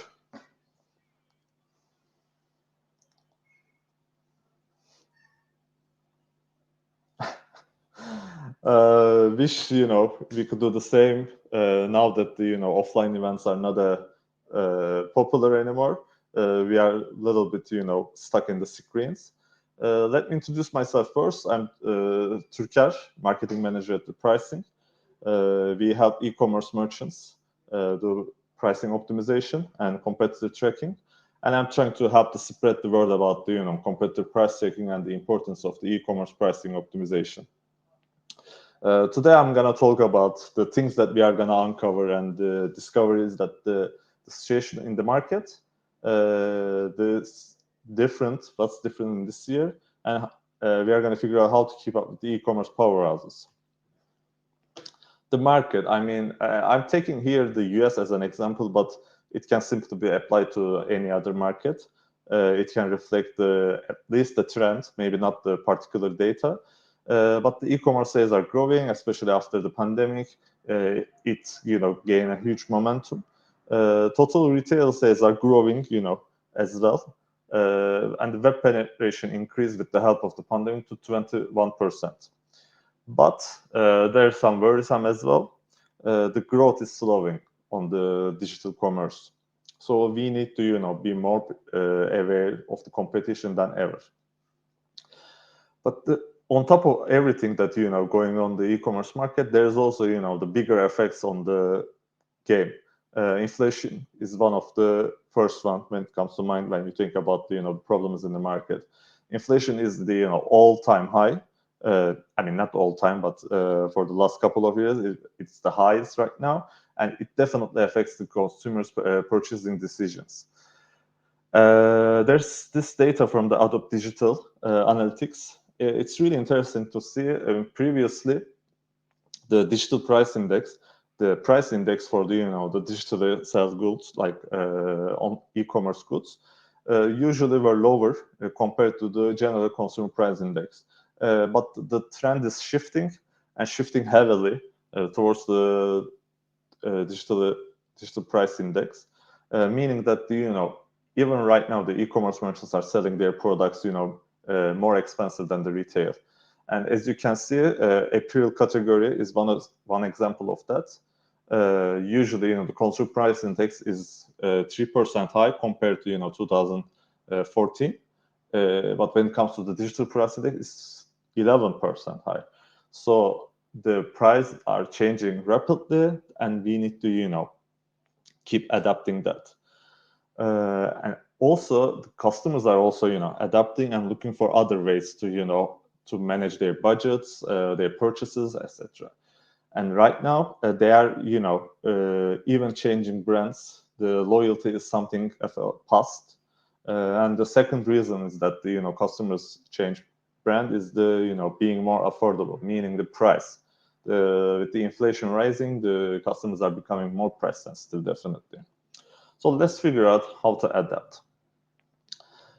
First of all, you better start analyzing the shopper behavior and the spending habits. Let's say, if your customers are putting some certain products into the basket but not purchasing compared to the other similar products, then that means that there is something wrong in the pricing or other, let's say, the shipping, etc. But the pricing is the first thing that comes to my mind, after adding to the basket and not purchasing. If you can, categorize those products, tag, and send it to pricing, our tool, we can easily, automate the pricing based on the value you send, and that means that you can optimize the prices for that specific product to generate more sales. Another, trick can be the tracking price of the competitors and inventory data, especially inventory data that, after the pandemic, during the pandemic, we've seen a lot of issues with the logistics. Thus, there were, many stores that were out of stock. So by tracking those type of, data, you are able to move fast and increase or decrease your prices based on the market dynamics. And to do that, automatically, dynamic pricing is your solution. For example, this store could easily charge, £40 more for this particular product, but now they are extremely cheap compared to the competitors. Even though they have some room to charge a little bit extra without alienating the customers, without tracking the market, without tracking your competitors, this type of insight is impossible to achieve. And as you might know, as you might experience, that there are so many stores to track. It's almost impossible to track those manually. Thus, automation is the your lifesaver basically. And now most of the merchants are price their products based on the cost they acquired. On top of the cost, they put some premium and start selling. But there are so many different strategies that merchants can use. Those can be all based on the data, and to collect the data, you definitely need a price automation tool. Did you know that Amazon changes prices 2.5 million times a day? To keep up with that type of volume, it's impossible basically to do it manually, let alone not just comparing the prices on your competitors, but changing the prices is impossible work. Thus, with our solution, we help merchants to automate that through dynamic pricing. Dynamic pricing is basically you can set up different algorithms based on your needs, and we track and implement those changes on your store automatically.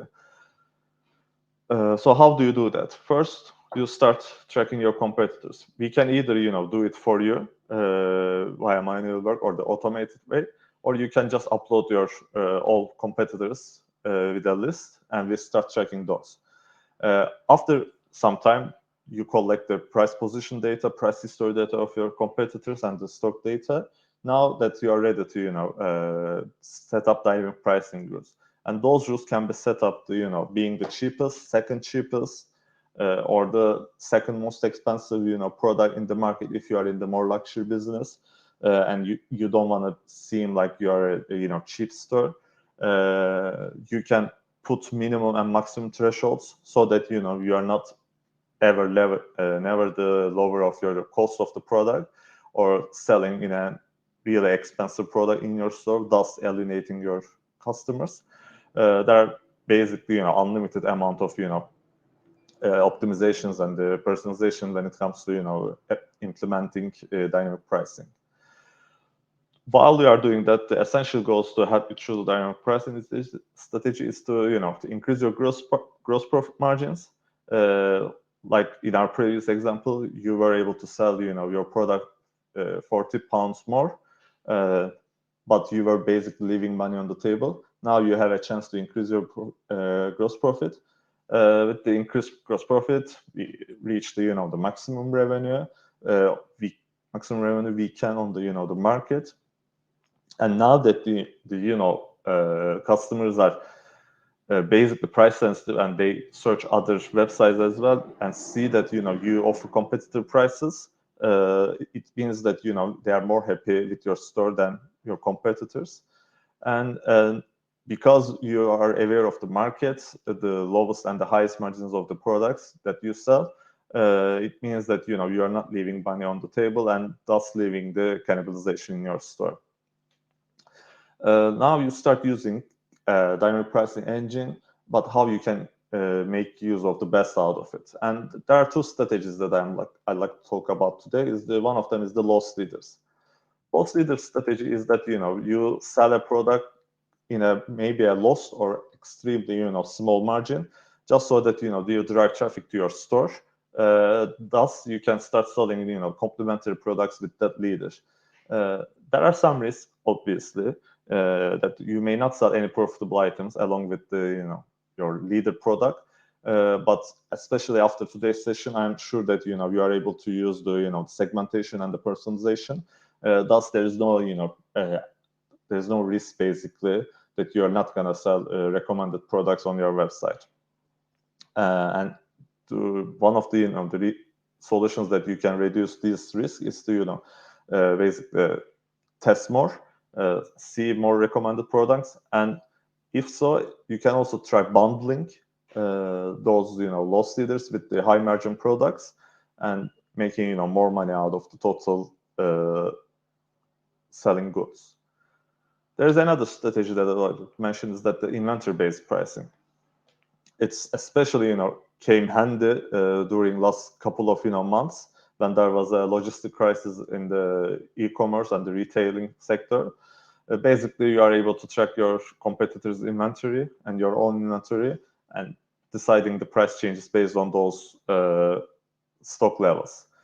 Important part is that you shouldn't change the price increases, or you shouldn't change the prices so often that not to alienate your customers. Basically, many customers are checking the prices a couple of times before they buy from you.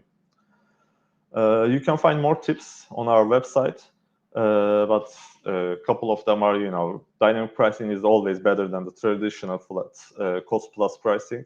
You will have lots of room to test and improve your profit margins. Retargeting is the important part, especially when you decrease the prices of your products. And inventory management is another aspect that you can decrease the product prices when you have excess inventory, so that you clear some of the the products from your inventory to open new spaces for your new ones. To recap, what we talk about today is that you should better analyze the customer shopping patterns, prices, and inventory of your competitors, and you should act dynamically to those data. You should change prices based on the changing market trends and conditions, and you should use the pricing groups accordingly for getting the utmost profit through our dynamic pricing engine. With all Automates participants and the partners, I'd like to say that we are here for you to help you to beat the e-commerce powerhouses, and on our side we do it through dynamic pricing and automated competitor tracking. Thank you for listening us and joining today. If you have any questions, I would love to answer those, and see you on another Automate session.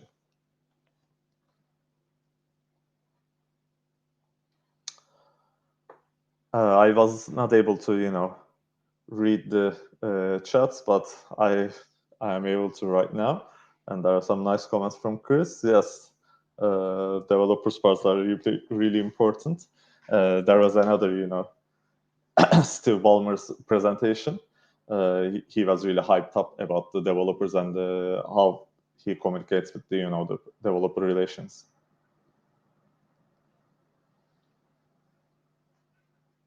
During this time, I would like to thank again our partners, ShipBob, LimeSpot, Reviews.io, and obviously the Omniconvert. They were today with us. I hope we didn't bother you, or we provided some meaningful content. Forgive us if we are a little bit excited.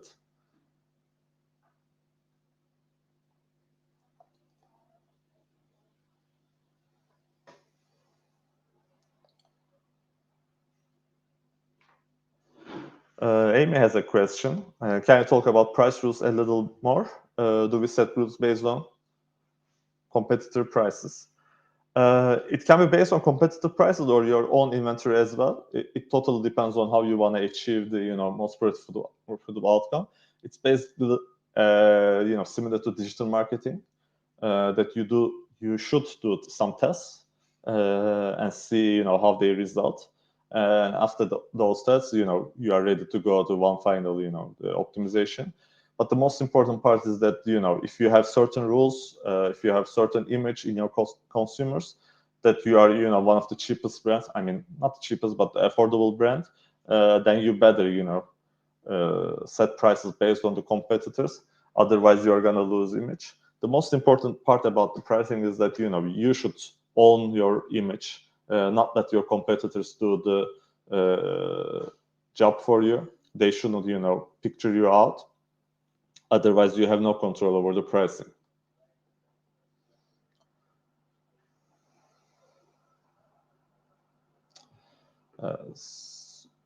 We are reading a couple of more questions. I can see that Sophie is writing. Yes.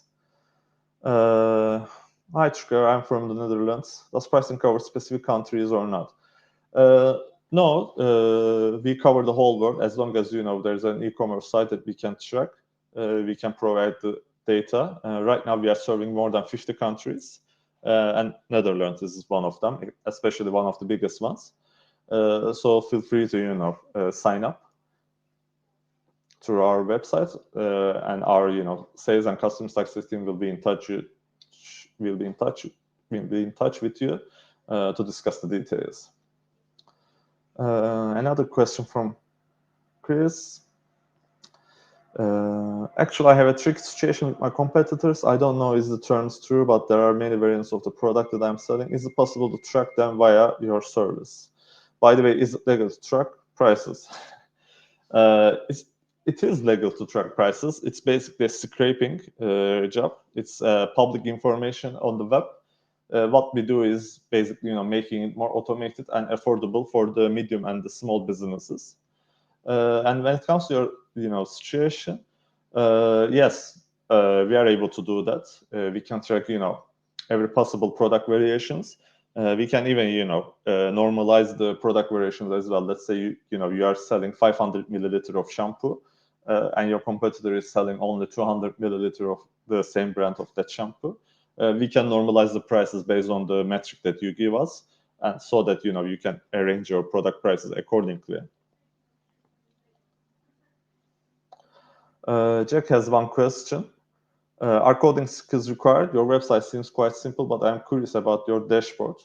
No, there's no coding skill required. We provide full support when the implementation is necessary. You can do the implementation either through a bulk import, or if you are a Shopify merchant, there is direct integration. If you are a Magento user, there is direct integration as well. We have an API as well. After you upload your products and start collecting competitor data, you can use API and arrange your prices accordingly.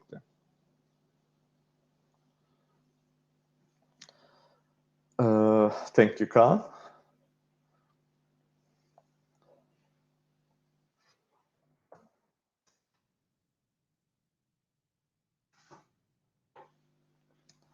So thank you everyone for joining us today.